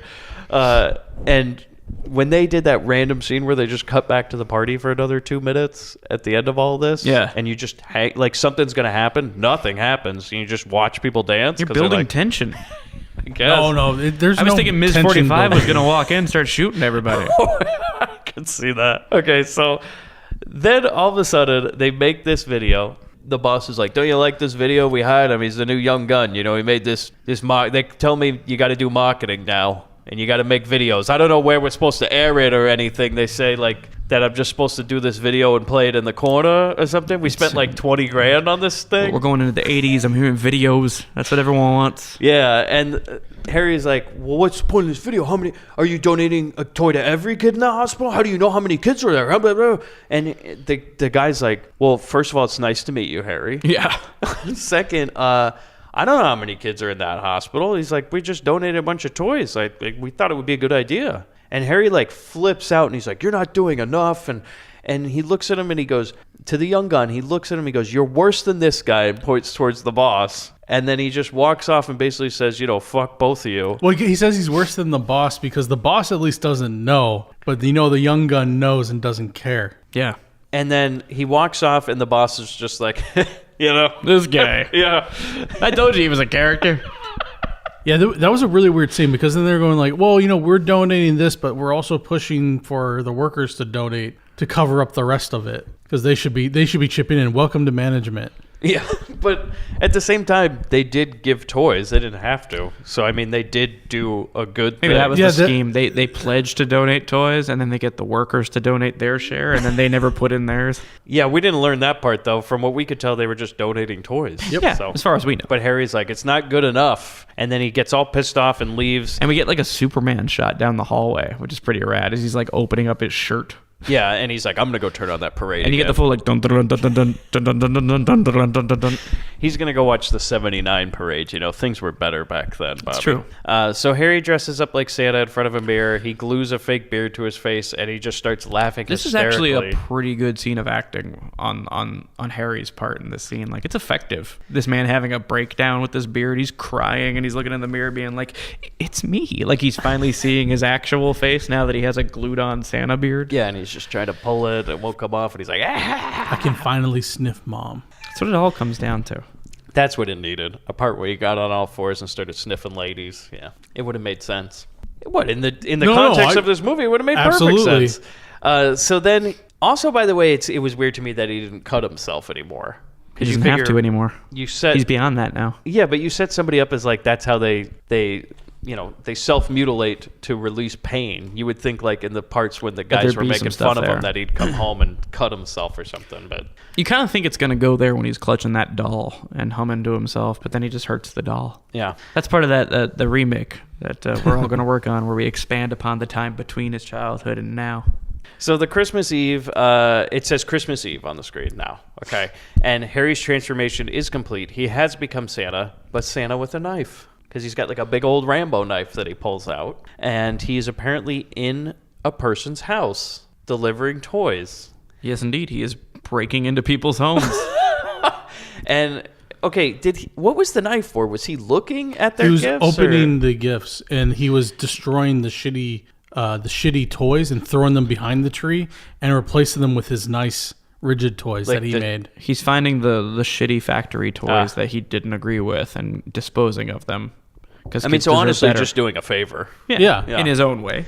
That's what he would tell the police, too. They'd be like, I'm sorry, and you snuck into these people's house. And no, you don't understand, officer. I was giving them the better toys, the ones full of lead. I'm also pretty certain he's stealing some of the higher end toys. He also, during this whole time, leaves Moss a bag of dirt. Well, That's his version of giving a kid coal. A bag of dirt with, like, a drawing that he made himself. About this is you, Moss. Yeah, which is like a 2-year-old's picture of a guy with a tongue sticking out. Like, you're a jerk. Well, to be fair, that was the Harry's- stamp. And I just imagine the police being like, and you drew this picture and placed it on a little child's doorstep? And I'm just being like, yeah, you don't understand, officer. He touches himself in his room. How do you know that? I mean, all of this is coming together. Yeah. Like, it's bad. Because he asked me for a lifetime supply of penthouses. Again, how do you know that, sir? Because he told me in the streets. Uh-huh. You know, you should just keep talking because we're making our whole case right here. You sure you don't want a lawyer? Or like, they're like, do you got this on tape? Because I think this is pretty open shut. I could see the 12 angry men, not today. It would be 12 men going home for dinner, you know? This could be a quick open shut. Well, not in 2017. You won't have 12 men. Right. Well, okay, but Nor will they all agree as to whether anything that he has done is wrong. Correct. Right and wrong is all relative now in 2017. I just feel like the prosecution goes like, oh, we just have a tape. And they just just play an interview of him doing one of his rants. And they're like, yeah, that's it. Case closed. You can go to the deliberation. We'll wait. Do you think we'll be done before lunch? Or And so then, he pulls up to Moss. By the way, nobody has noticed that jazz singer graffiti on the wall. It's just still there. Yeah, we never really revisit it. Like, it looks like we're setting it up for a payoff that never comes. I would have loved to see it of like the mom from Home Improvement walking out and being like, who? And then What just the walks over hell? without saying a word and just slaps the shit out of Moss. Poor Definitely. Moss. So we go to the hospital. Okay, so like a hospital in the middle of the night, and Harry shows up. Van pulls up. Yeah, a van with a hand-painted Santa mural on it, like a sleigh. The van sleigh shows up, and Harry comes out. And now this is the only guy I totally agree with in this movie. This old guard comes out, and he fucking gets the gun ready. And I'm like, yeah, yes. Yes. The smartest guy in this movie. He's ready to send Santa back to the North Pole. White guy comes to a fucking hospital at like 2 a.m. dressed as fucking Santa with like a goddamn sleigh mural on a van and a bag full of something saying he's got toys for the kids. Yeah, you shoot on sight. Like, don't even ask questions. Like, just fucking kill him. And that's what he's about to do because he's reaching for his gun and everything. And Harry's like, oh, no. You know, I'm here to give gifts to the kids. Here's a gift for you. Hey. And the guard's like, oh, okay. And he walks inside. It works. You almost think like, I thought the guard was just going to call the cops and be like, yeah, he also says, he goes, don't go inside. Just wait right here. Yeah. And I was hoping you would just hear sirens. But Keep waiting. apparently this goes into Bizarro World because then like these people that work at the hospital come out and they're like all happy and they're like, well, who sent you? Oh my God, you got all these gifts. Totally. And he opens the back of the truck and there's all these gifts and he's giving out gifts to everybody. It's hard not to love this psychopath. At this point, you're like, okay, he's done a lot of things that I can't agree with at all, but this is at least nice, you know? He's getting kisses. The nurses love him. He's getting to be Santa. Yeah. He wins, man. Oh, and by the way, when he says, can you wait out here, he practices the Santa voice for a while because he's like, Merry Christmas, Merry Christmas, Merry Christmas, Merry Christmas. See, he's getting it. He's got to find it. Yeah. So they all love him. And then when he leaves, they're like, Merry Christmas. Yeah, nurse gives him a kiss. He drives off. It's Can you all imagine if good. the movie ended here? That would have been And they're just great. like, cool, Merry Christmas, everybody. Oh, Credits. but, you know, Later. the way this movie ends, I mean, Is why this movie's Oh, great. God. this is like the chilling. You know, you got to wait for the end. It's true. It's the best part. No, you don't. Oh, how dare you! Turn it the off. best part of this movie is the end. Hughes would turn it off here. Be like, well, that was a nice Christmas movie. If you didn't have to watch this movie, what point would you have turned it off? With the binoculars, I know it. Yeah, probably. You're like, I'm not watching this. Well, shit. especially because like I would want to know the backstory of the kids, and if you just fast forwarded 40 years, Just jump to some guy dressing like Santa at I'm home. like, this isn't for That's me. where you would have been let down. You were intrigued, and now I go watch White Christmas again or something. that's cool. I love White Christmas. So we go to the church, right? We go to a church. There's a nice late night church sermon going on. And so apparently the young gun and the boss are at like a late night church. Mass. They're at Mass. Yeah. They're at New Year's Eve Mass. That's how you get in Christmas with the Eve boss. Mass. Christmas Eve Mass, whatever. That makes sense. Yeah, they said some weird thing. He's like, no, because the boss at one point is like, hey, this fucking guy, he wants to go to this late night mass or some shit like this. He's a part of our executive training program. He's coming with me to the island, he and his girl. And To the island. To the island, and they're going to go to Island. Christmas Eve Mass. Yeah, the island of misfit toys. Yeah.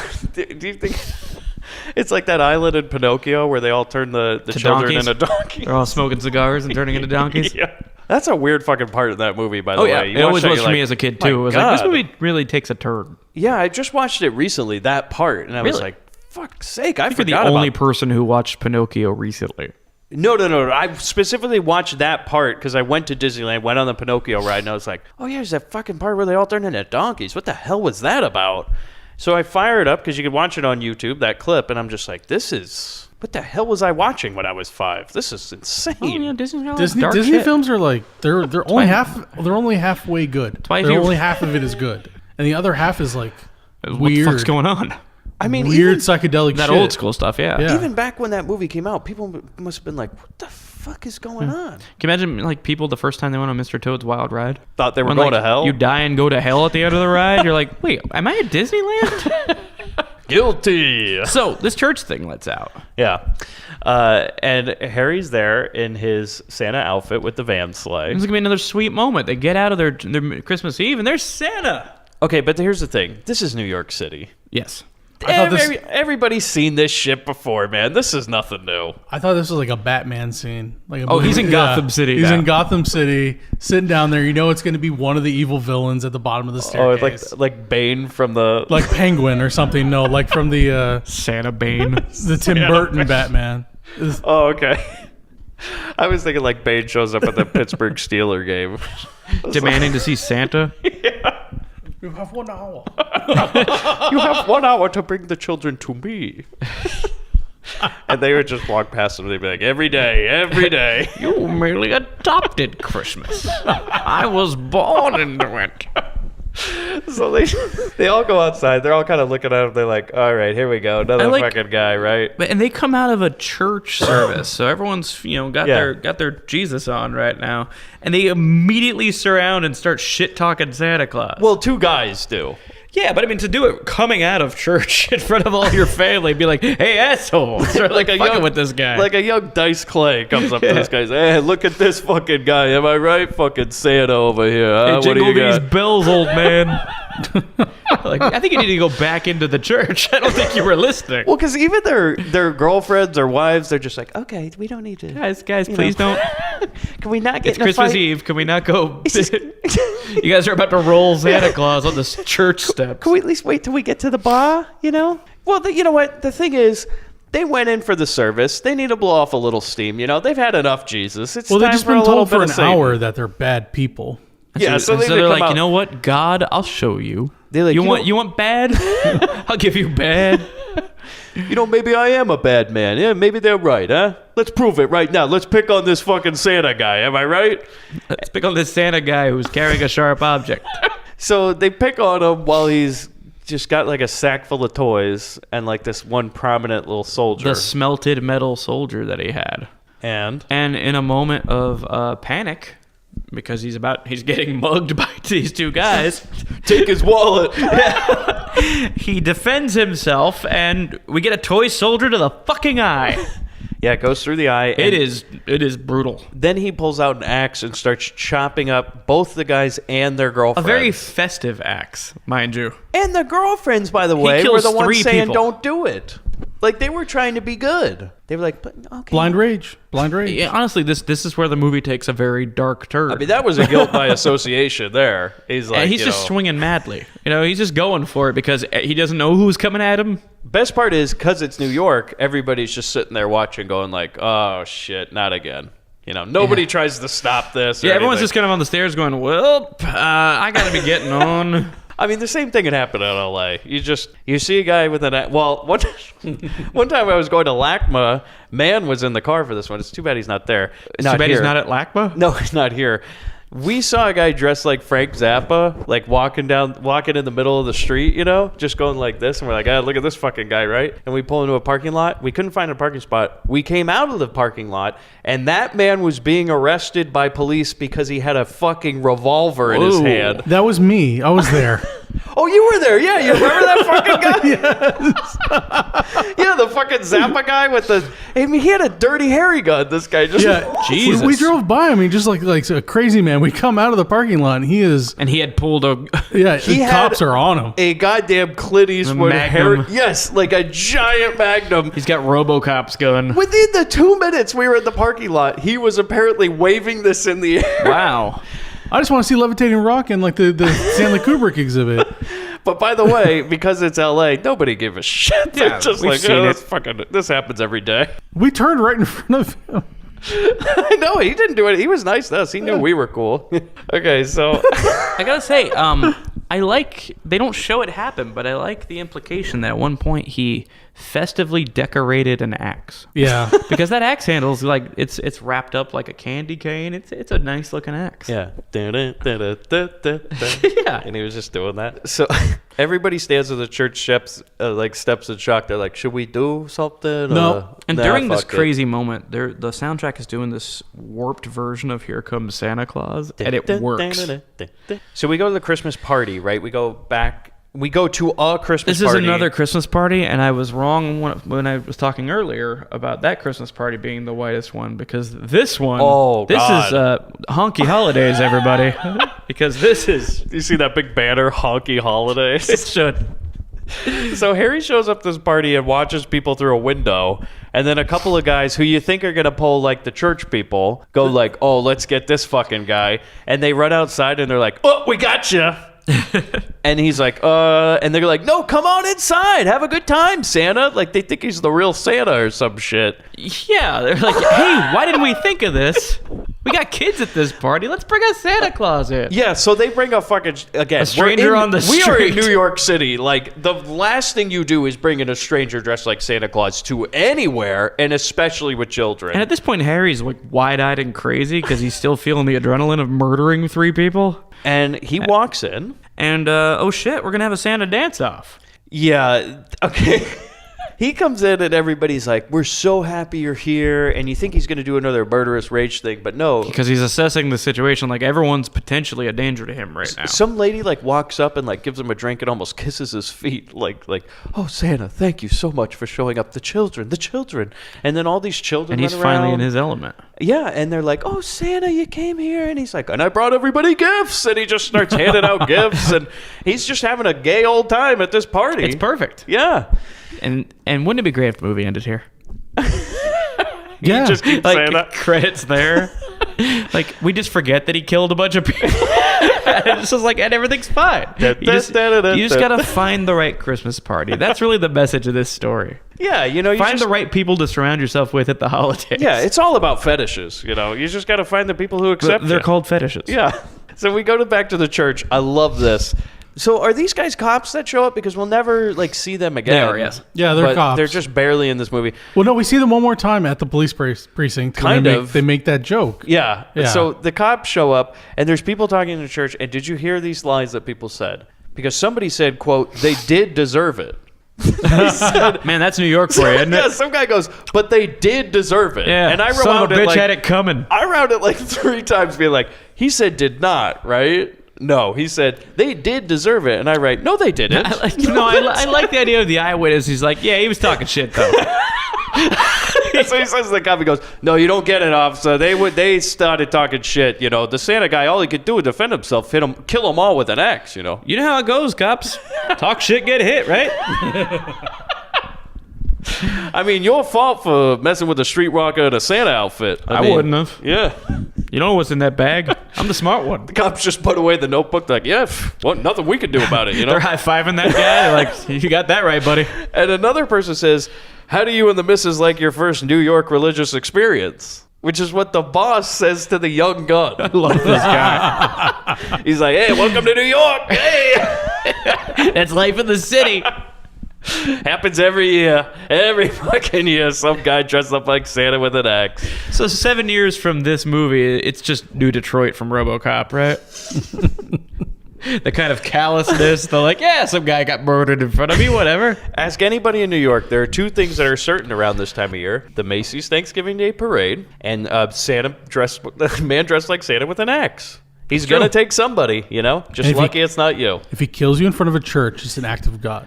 I mean, you get to heaven quick. Yeah, maybe that's, you know what? He got to heaven, I think, officer, because he died right here, like where the Jesus It's lives. on hallowed ground. Yeah. That's the express lane. It's kind of like a Pet Cemetery type deal, I think, you know? Yeah. So we go back to the party. These people... They show these kids that he's talking to, and one thing I can't help but notice is there's a kid all the way to the left who is pretty much Damien from The Omen. Like, there's this kid with the weird haircut, all in dark clothes, who's not smiling. That's the one who's influencing the scene. Yeah, he's been pulling the strings this whole movie. There's a part where he says, I did it all for you, all for you. That'd be great.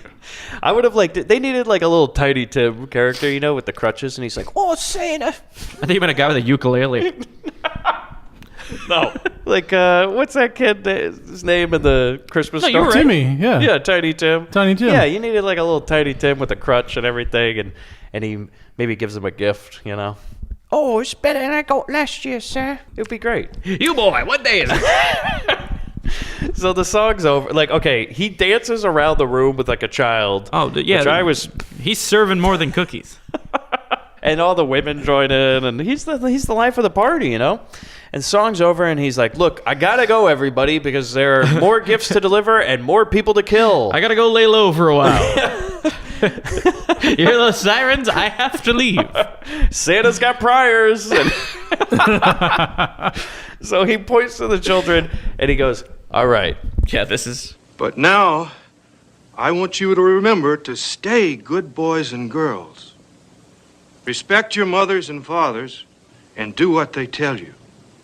Obey your teachers, and learn a whole lot. Now, if you do this, I'll make sure you get good presents from me every year. But if you're bad boys and girls,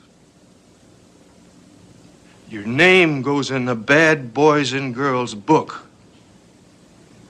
And I'll bring you something horrible.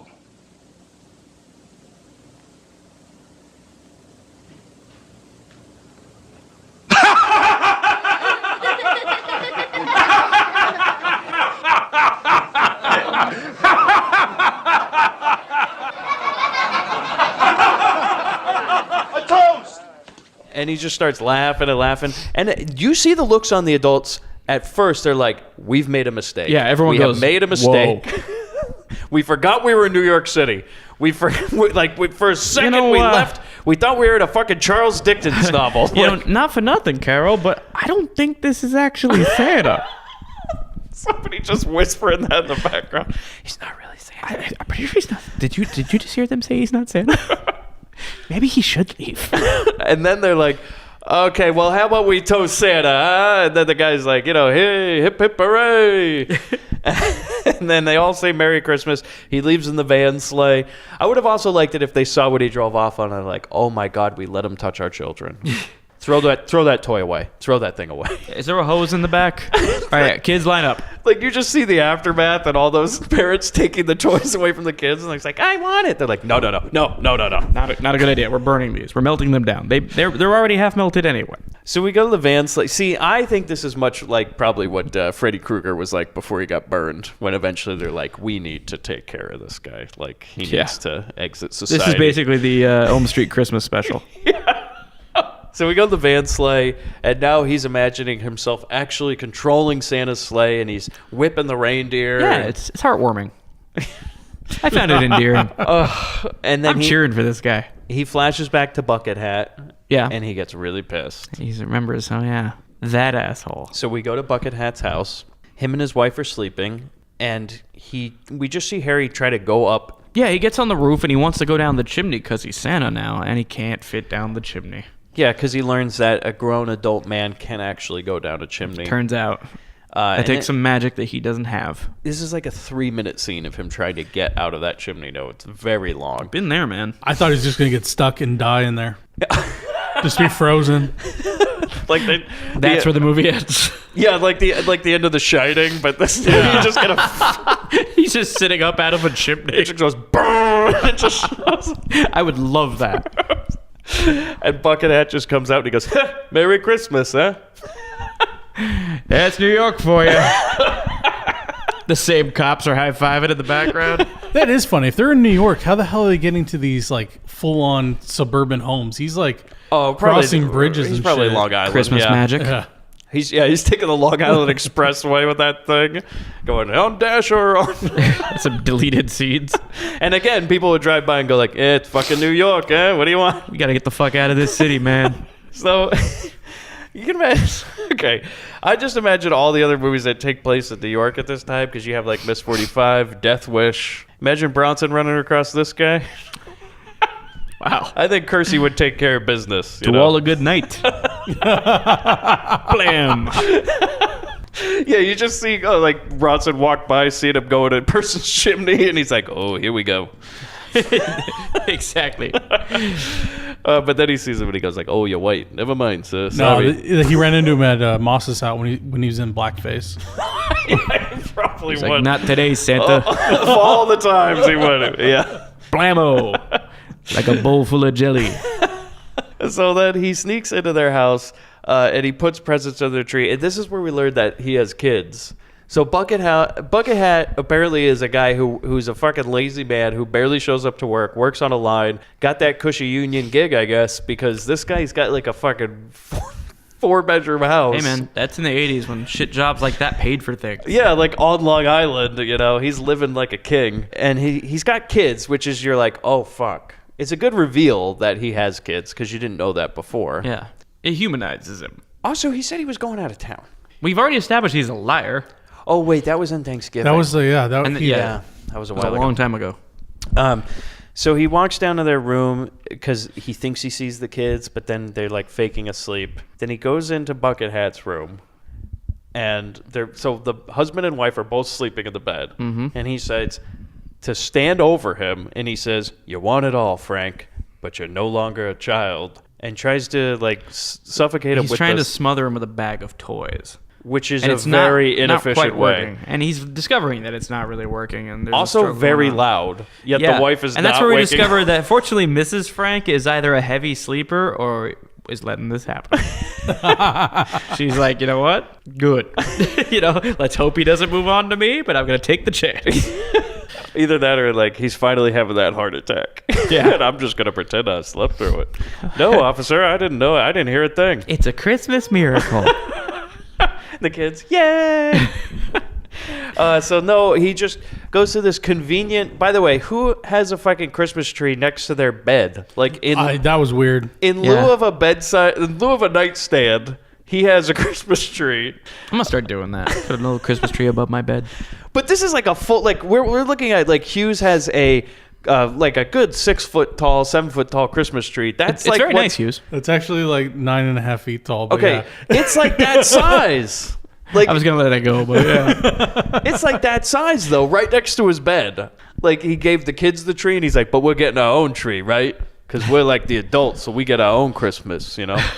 And this has a star Man, this on the Frank's top. an asshole. I get my even- own tree, and it's a better one. It's bigger. He even takes Christmas from his kids. Here, you get a shitty kid's Christmas. Yeah, you have your Christmas out there. Mom and I are doing our Christmas now. No, Fuck I'm not you. coming downstairs. I got my own Christmas. I got things to sniff. That's right. Hey, what'd you get? Look what Santa brought me, huh? New fucking car. What'd you get? A fucking plastic toy from where I work? Loser. Anyway, I'm going out of town for the weekend. Give me that sandwich. Maybe he gets like the kid to cover his shift. I could see in the universe of this movie that would happen. Just So the old- anyway, the Santa old- slits Frank's throat. Okay. He grabs the star off the top of the tree, slits his throat, and he falls onto his wife. She wakes up finally, and at this point she's like silent screaming. Like, And that is like, fucking unsettling. That's effective, I felt, watching her do a silent scream. Yeah, that's but so I've much never- better than if they just gave her the standard issue like horror movie scream. the B movie. Like that made it real. Although at this point I was like, you never heard her talk before, so I'm like, is she like a mute? Like, It's the only kind of girl Frank would have been with. yeah. Told you, Frank's an asshole. Yeah, that's what I was thinking. Yeah, no, the wife's all right, because she doesn't talk. Well, this is the follow-up to Ms. 45, so she doesn't speak. So he runs out of the house. Harry runs out of the house, but the kids like catch him, and they're like hee hee hee hee hee. And then he runs out because the wife does start screaming for real, and he takes off on the van sleigh. And we cut to Christmas Day. So now it's the morning. Yep. And we're at Phil's house, and Harry has not shown up, and Phil is like pacing around the house being like, you know how I get when my brother doesn't show up for holidays. We all need to be here. And he's pacing around, and his wife is like crying that she's a part of this life. It's true. She's about to snap, too. That's the sequel. But this is maybe Mrs. Claus gets hers. Miss Claus, like a Miss 45 It's type thing. Ms. Claus. I like it. Okay. No, it's Ms. 25. Fuck yeah. Yeah, she's just opening an advent calendar every day. Every day she's got to get a new gotta kill. add one. Yeah. So the news comes on the TV. This might be my favorite part in the whole movie. When John Oates is on the scene. Like, okay. This is bizarre. So they cut from a children's cartoon to a guy, like you said, like It's a John Geraldo Oates. analog. And at the time, Geraldo wasn't widely known coast to coast. So it was actually a local reference that the director, Lewis Jackson, was making. But it is a parody of Geraldo. And this guy, so he's just like, he's very 70s looking, and he's just kind of leaning against the church steps, and he's like, Christmas, time for cheer, time for fear. A murderous man dressed as St. Nicholas, Santa Claus, came to this church last night, the home of Jesus, and murdered people in cold blood in front of these steps. Again, this is in like a children's cartoon. It is cut in, and he's saying this stuff. This guy's great. And Phil's watching the TV, and his wife's trying to talk to him. At one point, he goes, I'm trying to watch this, which I really liked. He's like, hold on. I get off on this stuff, all right? I want to hear about the Santa killer. Waiting for this. Then, if you noticed, once he's done with the reporter starts going into something. I might play the audio because he's like, this reminds me of a time. And then they just cut him off and go back to the cartoon. And I was just like, he was just going to like give some weird like... He's gonna riff on it. You know, like in The Running Man, when Jesse Ventura tries to go off on his story, he's like, I remember back when I was in The Running Man, and then they cut off. Yeah, they're like, no, we don't. We got it, thank you. That wasn't in the script. Like, you could just see the news people, they're like, just cut it. Just don't tell him we stopped rolling. Just keep going. He's fine. He's fine. Been there for 3 hours. He's still telling the story. Santa Claus. That's the only way the police can identify him. Went next to Queens. He murdered a man in his own bed. His wife was sleeping next to him. Should have said it a long Police time. urge I've got to hear all this. persons avoid anyone dressed as Santa Claus. If you know someone who played Santa Claus this year, or if you see someone who is dressed that way, please call the emergency number 999-1212. I keep thinking, That's scary. He's gonna get you. Don't tease him, Ma. and the answer I was is only fooling, Mommy. I always tell Dennis there's no Santa Claus. Ricardo. There is. Uncle Harry told me so. Also, he's not dressed like a news reporter. He's dressed like a vagrant. Like, he's just like He dressed. really is the man on the street. There you go. That's what they've never done. Man, quote, man on the street, where they actually get a man living on the street to give the news. I think you're on A very Murray Langston Christmas, you know? Man, that's perfect. That's the sequel, right? So Harry wakes up in the van sleigh, and he's still dressed like Santa, and he goes into the toy factory, and then he just turns everything on and breaks all the shitty toys. Then Now we know that the city is on high alert. Not trust anyone dressed like Santa Claus right now. So we get a great shot of Santa Clauses all in a row at a police lineup. yeah. It's very Usual Suspects. You know, it's like, say the line, please. Yeah, it's like Usual Suspects. Give me the but- keys, cocksucker. Yeah, he's like, give me the candy cane, cocksucker. Give me the candy cane, cocksucker. Merry Christmas. Or was it? Heard you were looking for the candy man, bitch. So they have all the degenerates in town and mall Santas lined up who've dressed like Santa, and they're saying weird shit in the background too. Like some guy's like, "I got a toy factory to get to," and all this shit. And they're like, "Yeah, sure you do." Like your mall Santas, you all got priors. So yeah. Sorry to any of our mall Santa listeners, but you've got priors. They found, I mean, again, this is New York in 1980. You could find plenty of guys dressed as Santa in Central Park. You could probably find Haggerty. He's one of them. He's like, "Oh, give me the keys, cocksucker." Oh, well, it wasn't him. Are you sure it wasn't him? Say the line again, please. Can you get with an angry voice? Yeah. In English, please. It's the Benicio del Toro thing. Give me the keys, cocksucker. What the fuck? Dan Haggerty and Usual Suspects is what I'm thinking now. Man, that's a movie I'm going to be having a hard time watching now. Bryan Singer directing Kevin Spacey, huh? Great. Double Trouble. That was directed by Bryan Singer? Yeah, it's his first movie, man. Oh, that's rough. I'm putting that one on the shelf for a while. Bobby's going to have his own moment where he drops a coffee mug. Yeah. And he's like, oh no. It's bad enough when I watch Baby Driver. I got to watch Kevin Spacey manipulate a minor and call him baby. But it's such a good movie, though. It really is. How do you think he got that role? Yeah, he was perfectly cast. Do you think Edgar Wright called him up and he was like, "Did you really have to have all this shit happen right when the Blu-ray came out, Kevin?" Like, fuck's sake, Kevin. Could have you. cleaned your house earlier. No, I'm glad this is happening, but that's a whole other thing we could be talking about. But let's work on our Christmas movie. So we go to Phil. We go to Phil's house. The mom is like pacing around the bedroom, just like about to fucking break, and Phil is like sitting in a corner, going like, "He's not gonna call. He's not gonna call." Phil had snapped at this point. Yeah, and then finally he calls. Phil's cutting himself with a snow globe at this point. But I think he's just convinced he knows that this is his brother. That's really what it comes down to. Yeah. That's why he watched the news and went, "Oh no." That's why he's freaking out. It finally happened. Well, the way he treats his brother, he should be like, "Good." This is where, to your point, Hughes, we needed more from like their upbringing. We needed a couple things from their teenage years so that we can see why Phil would kind of know that one day Harry was going to go violent. Well, because his older brother was convinced Santa existed and he never matured past it and blah, blah, blah. And the Bobby. knowing about his history of the cutting himself and things like that. Yeah. I mean, can you imagine Phil going over to his house and being like, "Harry, it's not Christmas anymore. Harry, this In is a fact, problem." It's August." And then he goes over, he goes, "Oh, what books you got?" And sees those two. "Oh, what's this? Good boy. Oh, God, you got one for every year, huh? Oh, boy." And then there's that whole wrinkle in the story of like, do I turn my brother in? Do I alert people? Do I just try to monitor him myself? And I think that's kind of what Phil's doing. He's like, I can keep an eye on him and make sure he doesn't. And then he realizes that he didn't. That he failed to keep his brother in check. Yeah, he should have been calling the police years ago. Yeah, and I think that's one of the reasons he's so upset is like he's feeling a lot of guilt about that. But I'm probably assigning more subtext to this than there was. So I love this. They're on the phone, and like, so Harry's telling Phil, he's like, "Look, I'm not coming over for Christmas this year." And he's like, "You gotta come over, Harry." And he's like, "No, I'm not. I learned how to play the tune, Phil. I learned how to play the tune. I can play the tune now. The tune everybody dances to." And then he's like, "What the fuck are you talking about?" And then I love this because he does it twice to his brother. He just drops the phone instead of hanging it up and just leaves it on the ground. And he's like, Harry, where are you?" That's how you get revenge. You don't hang up the receiver. Oh, it ties up the line. Yeah. You can't get calls from anybody else. And this is when we cut to a shot of the mom, so Phil's wife, just crying in front of a vanity mirror like, "I can't believe this is my life." So then we go to the sleigh van. Bear in mind, this was almost Kathleen Turner. It was not. She tried There's for no this. way in hell she was going to be in this movie.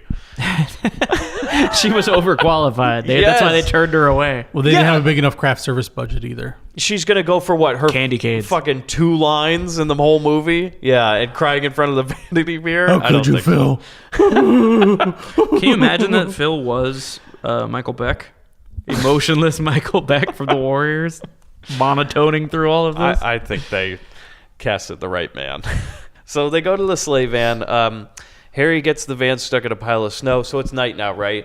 And then basically what happens is he gets out and he walks around all these houses with Christmas lights, and then these kids run up to him. This looks pretty cool, this scene. Candy Cane Lane. Yeah, with all like cool. the light up Santas going up in a row. Like, this was a cool shot. I dug that. And like, that's where you get that good Italian cinematographer. Yeah. And it did look cool, actually, with all the little reindeer lights and everything. And so he goes up there, and these kids run out. They're like, Santa, Santa. And they run up to him, and then all the parents are like, oh, boy. Something's wrong when they get close. And that's when the kids, and I used the line earlier, the kids are like, Santa, your suit's dirty. And he's trying to like, hey, he says to them that, there's a lot of pollution between here and the North Pole. But I think that guy that pulls the knife in this next scene. Yeah, the fucking newsie that pulls a knife on him. That's one of the people from the church, isn't it? Yeah, I think they set that up that he saw earlier, and that's how he knows this is the same guy. This guy's dressed like fucking Raging Bull. Yeah, like, I know. He just shows up like he's from a different time period altogether. Like he's like Joe Pesci in Raging Bull. He's like, yeah, I'm gonna get him. All right, you motherfucker. Because he pulls out his switchblade. Yeah, he pulls out his switchblade, and he around children, pulls out his switchblade, and he's walking up to Santa. And this is cool. The kids form a human shield around Santa. And they're like, you're going to have to stab us. And he's like, well, I'll do it. Yeah, he's ready to do it, too. He's like, I don't give a shit. Most of you aren't my kids. And they're really, the kids are taking back New York for the kids. Not in our city. You could just see Bronson show up this book. I got it. So then he walks up on the housetop. Blam, blam, blam. That's where you needed like a death wish taking place during Christmas. The night before Bronson. I could see Bronson dressing up like Santa. Like maybe they see each other passing by in New York. Harry walks by Paul Kersey dressed as Santa Claus, and they just little tip of the hat to each other. I heard someone got sniffed. Well, now they're getting snuffed. Okay, so then he's about to stab him, and then like the guy's own daughter runs up and grabs the switchblade from him. Daddy, no. Little Angelina. Doing a heel turn on her dad. Because then she runs up and gives it to Harry. Yeah. She's like, kill him, Santa. And she opens her shirt. It's got the NWO t-shirt on underneath. So then Santa's got the knife. And then... By the way, the dad. So she takes the knife from her dad, and then he like dives at her trying to grab the knife, which I was like, well, that's a bad idea, anyways, because the hand's coming down to the knife. Like, it was all bad. It was all wrong. Like, what was he gonna do? Tackle his own daughter? Yeah, this whole plan went pear-shaped pretty quick. Yeah, so he runs away, and then the guy like kind of confronts him, but he just runs. I don't know if he drops the knife or not. He does. Yeah, he drops it in that moment when they kind of tussle. They play like. Did he stab him? But he didn't. He just kind of knocks the wind out of the guy and he takes off. And now the townspeople suddenly have formed a torch mob. Yeah, the tiki torches come out. Like they're chasing Frankenstein. I mean, within seconds they have torches. And they're like, wait, where did you get those? And they're chanting blood and soil. Did you like the camera angles where it has like, it's pointed up at the night sky and you just see his torch come up? Oh, yeah, it's so like 1930s Universal horror. It's awesome. But like I said, he did try, he thought this was like a Frankenstein. Like literally thought this was Frankenstein. So around this point in the movie, it's an intentional homage. Yeah. Around this point in the movie, if you start looking at the ground and the snow, think of the snow. It's fabric. Yeah, the snow is just a big piece of felt. Yeah, and there's like literally parts where like people roll down hills and the fabric like waves. Oh, you can see when the brother eats it going down a hill. You can see like when they stand on the sidewalk and turn, like the whole sidewalk gets exposed. Oh, a bit of trivia here. I think that the thing that looks like a stabbing when they fall on each other when Harry goes to run. If I remember correctly, I read that he wasn't supposed to fall down in that scene. It happened naturally. He just slipped on some wet ground, but it looked good, so they left it in. And they're like, but you could see the whole sidewalk. Nobody cares. When you see that the ground is fake, I was hoping there'd be like a pan back, like Cemetery Man or something, where you discover that these are all just figurines in a Santa's village. Oh, that'd been a good ending. Like none of this was real. Like it's actually just Harry kind of staring at Harry has like not a conductor hat, but a Santa Claus hat. Yeah. But he comes out from like the... he comes up and you think like a giant just came in, like Attack from Titan, and you realize it's just him fantasizing.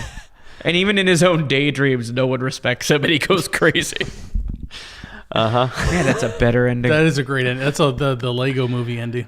The Lego movie ending, it turns out it was just somebody being psychotic. Yeah, it's Will Ferrell being psychotic with his kid. No shit. Yeah. I haven't seen the Lego movie. Oh. Yeah, at the end of the movie, they're just playing Legos. Wow. Well, it makes sense. Yeah, no, that's fine. It's a fucking Lego movie.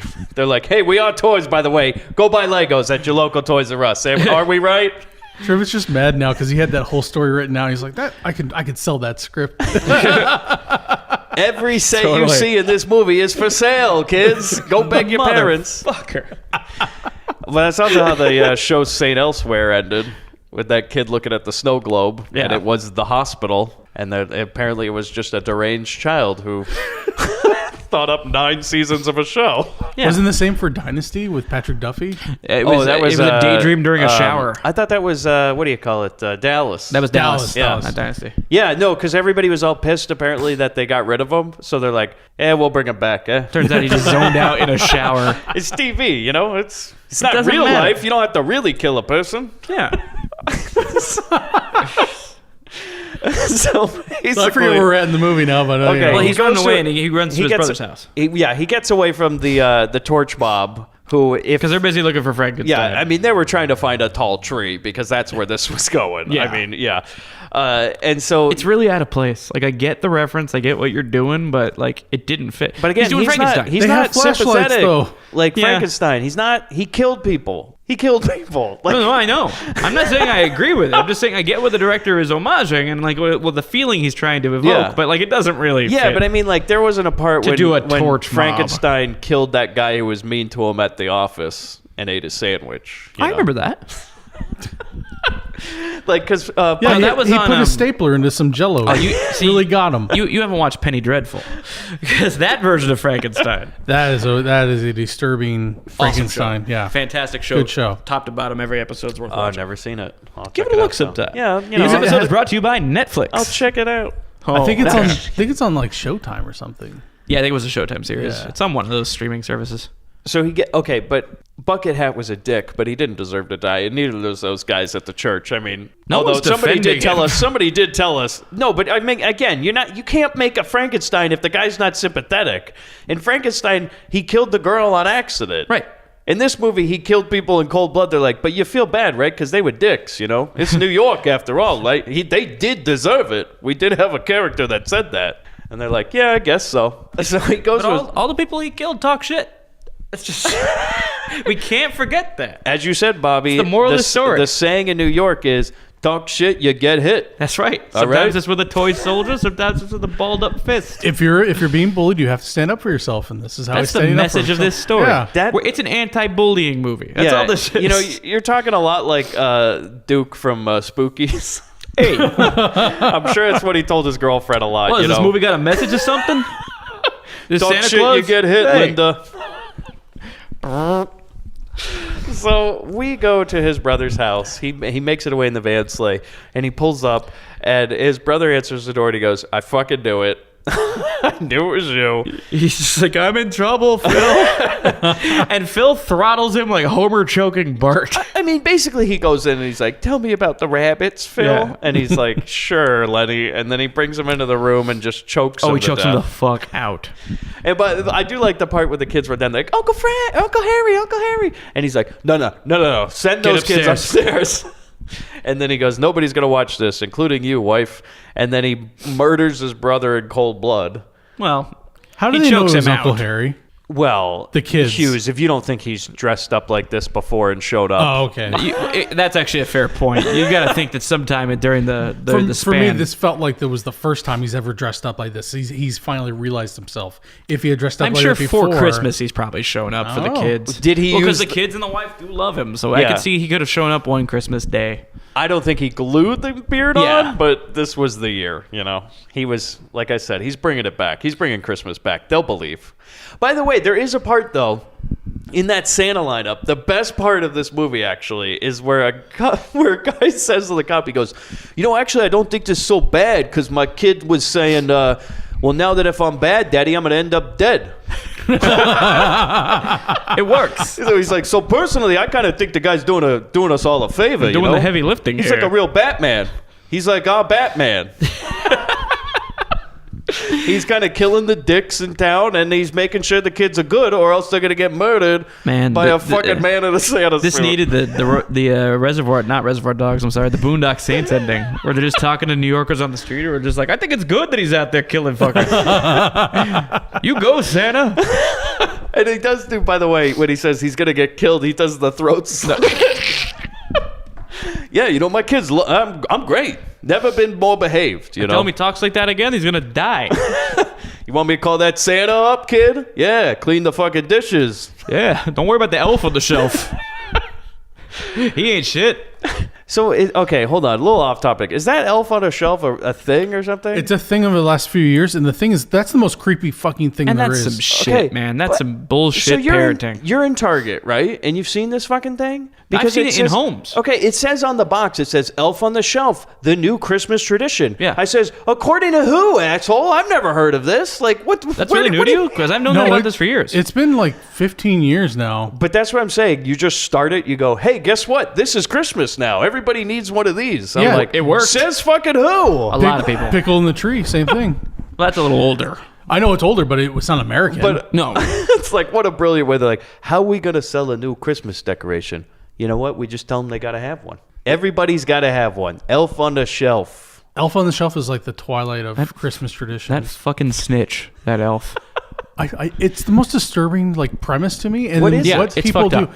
The elf- it is literally the elf from Santa's workshop sent to your home to spy, monitor your kids' behavior. to spy on your kids, and then if your kids misbehave, it will go back to Santa and tell them. And so basically, what you do is every time the kids go to bed at night around Christmas time, you move the elf to a different place so the kid believes that when he or she is asleep, the elf is moving freely about the house to believe that the elf is actually alive. And you set it up in different places where the kid can see it so that when they're thinking about being a little shit, they look up and there's the elf watching them from different hiding places in different parts of the house. And they know that someone has an eye on them at all times and will narc on them if they're bad. Okay, I much rather would live in the world with the murderous Santa.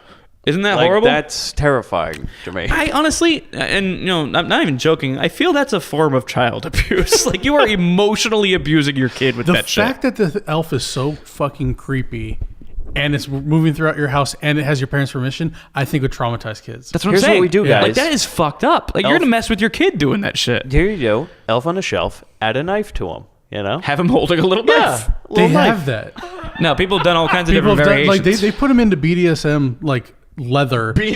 Yeah, everyone's got a fun take on that. But that's what Elf on the Shelf is, though. It's just a little thing in the room to tell your kid, we're watching you. Oh, man. So nobody's made a horror movie yet with the Elf on the Shelf coming alive? I'll have you know that Netflix disc is sitting on my dresser Oh, right my now. God. It's you called serious? The Elf. It came out this year. And it is literally the concept of Elf on a Shelf, but he starts murdering people. That was only a matter of time. Yeah, no question. So, oh my God. So she was just showing me a picture of Elf on a Shelf seeing a Barbie strip with $1 in his hand. Yeah, So, good times. That's what he does when the kids are asleep, huh? So, yeah, he goes to the brother's house. He chokes him out. And then loads him into his own van, assumedly to be found by the cops. Like, the idea was, Yeah, he's like, I'm doing this for your own good. I'm gonna put you down one, and then you can go into custody. He also thinks he killed him, though. Yeah. Because his reaction is of that, I've killed my own brother. Like, he may have overreacted. Yeah, he's like, whoops. And then he brings him out to the car, yeah. And then his brother wakes up. So Harry wakes up and then just gives him a like cartoon punch out of the window and Yeah. drives off. Because the townspeople are here with their torches, and they're chasing him. And this movie ends with his brother running. waking up. Well, he wakes up in his van. Yeah. And his brother's running after him like, Harry, no. And he's driving away from the lynch mob. And then he totally gets the grease ending. And the van flies off into the moon. Yeah, the van crashes through a gate, and you think it's going to crash down a hill. And then as the brother has tripped and fallen down a hill, he looks up at the night sky and sees that the van has taken off like an actual sleigh. And you hear Harry on the voiceover doing and I heard him exclaim as he flew out of sight, Merry Christmas to all, and to all a good night. And that is the finale of our film. However, and it's been a little bit debated because this was kind of done a little bit poorly, but you can hear the van crash in the background. Oh, That this is a hallucination on Phil's part, and that in reality, he just drove the van off a bridge and died. I thought you were going to say that this is like a Mulholland Drive, and we were just going to cut to him jacking off, and this has just all been a On masturbatory Thanksgiving. fantasy. Yeah, of Thanksgiving. And they're like, Harry, do you have to do that at the table? Why do we even invite you here? But the reason that a lot of people have wondered about that is the timing of it just worked out so that when the brother trips and falls down, you hear a crashing sound. But it's way too much of a crashing sound for just a man falling down in the snow. Yeah. Like there's no reason for a cartoonish like when he hits the ground. That's the sound of Harry dying. I like it though. I like when he flies off. It's ET a fun, style. ambiguous ending. So we already did our recommendations. Yeah. Yeah, It's 2 no yeses. for me and That's a a big yes no for for everybody Chris else. and a Yeah. no and a yes for both of us. So you hear that sound here? Oh, yeah. Hey, guys. You hear those jingle bells? How do you think Bobby and DeVito fit in this world? All right. There's now a flying van in the Grindbin canon. Mm-hmm. And Well, you we know- do know the straight arrow can go underwater. It is Right. a, But now there's a submarine. flying white van.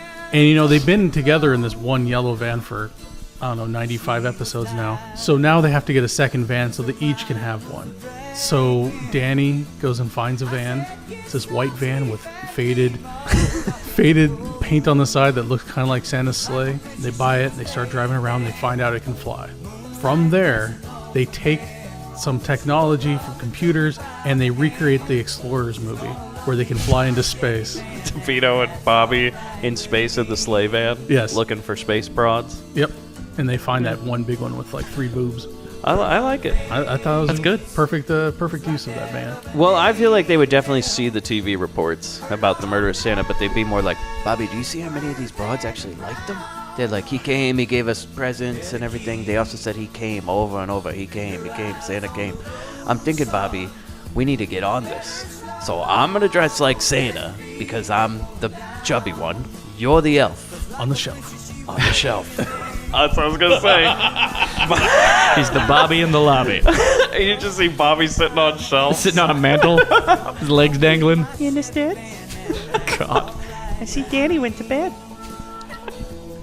And them just breaking into people's houses. Bobby sitting on the shelf. DeVito eating the cookies, drinking the milk. Sniffing everything because he's short. Oh, definitely sniffing everything. Some lady wakes up and DeVito's on all fours sniffing at her. From the Well, he's on his tippy toes to get up there. Yes. Merry Christmas. Don't mind the shelf, boy. Bobby, what do you think? Well, as we stated earlier, it was kind of suspicious how quickly the townspeople had torches. I think they were already in the middle of running some people out of town. They're like, not another van. And as Bobby and DeVito are running for their lives, they see a second van. They're like, who the hell is that guy? And it was actually his diversion that got them out of town. Just while that van's flying into the moon, you hear, America. Shortly following him was the second van flying behind it. Oh, God. You know, the van really needed like a Grease-style ending. That would have been great. If everybody in the cast just gets in the van and they all smile and go, whoa, and go up into the sky. Or if the van did like a barrel roll at the end instead of toppling over. And just drives off into the sunset. Well, thanks for joining us on our first, the holiday episode of the Grindbin here with Christmas Evil. We'll be back next week with New Year's Evil, which has nothing to do with this movie. The old December one too. Yeah, but it does have something to do with killing, so it's got that for it. Absolutely. There is evil involved. There's a serial killer involved, just like in this movie, so it's great. Although I would say he's not really a serial killer in this movie, more like a man with a purpose, you know. He's falling down. He's not a serial killer. He's just kind of snapped a little. This is a movie about a mental just breakdown. a little, you know? A little. Just a little. Don't we all sometimes? Yeah.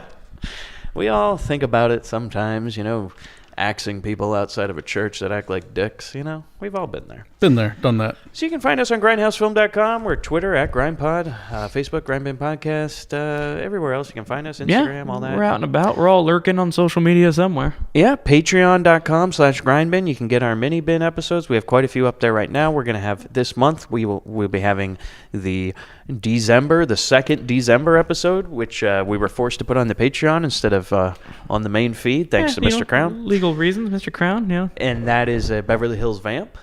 It's a fun one. And then we will also have a mini bin where we'll be playing the Home Alone board game, which none of us have ever played. Absolutely. As well as receiving a message from Mr. Crown and Eddie Deason, and we're going to find out... Special Christmas message. We will find out how everything fell apart. And that will be revealed on that. As it often does at Christmas time with our families. You will find out why there was no second December, because apparently things went very bad. So... be sure to tune into that. And if you support us, I believe it's above the bigger than Dugan level, you can pick a movie for us to cover in 2018. Yep, just got a new Patreon today. It's our one listener, Amber, who I called out for not... I'm sure she heard it on the mini bin now, called her out for not joining the mini bin, and she joined at $10 and now is going to make us watch a movie. Hey, that's awesome. Thank you very much, Amber. We're putting together a lot of good ones for 2018. I think it's going to be a good year for the show. Yeah, sounds good. So, and by the way, January is going to be all listener requests. So all of those Patreon ones are getting in there. We got quite a few, though. We have like... a year's worth. Like 3 months. Yeah, you people are... You people, Bobby? Been hanging out with Mr. Crown too much. But yeah, we're very much looking forward to that. It's going to be a good time. So Merry Christmas, everybody. I hope you all enjoyed this one. And Bobby, get the naughty book. Hey, Bobby, I got the money. Dad, I made the team. But you're a hooker. Get that goddamn thing out of your mouth. Spooky got no real rhythm. Hello, Mr.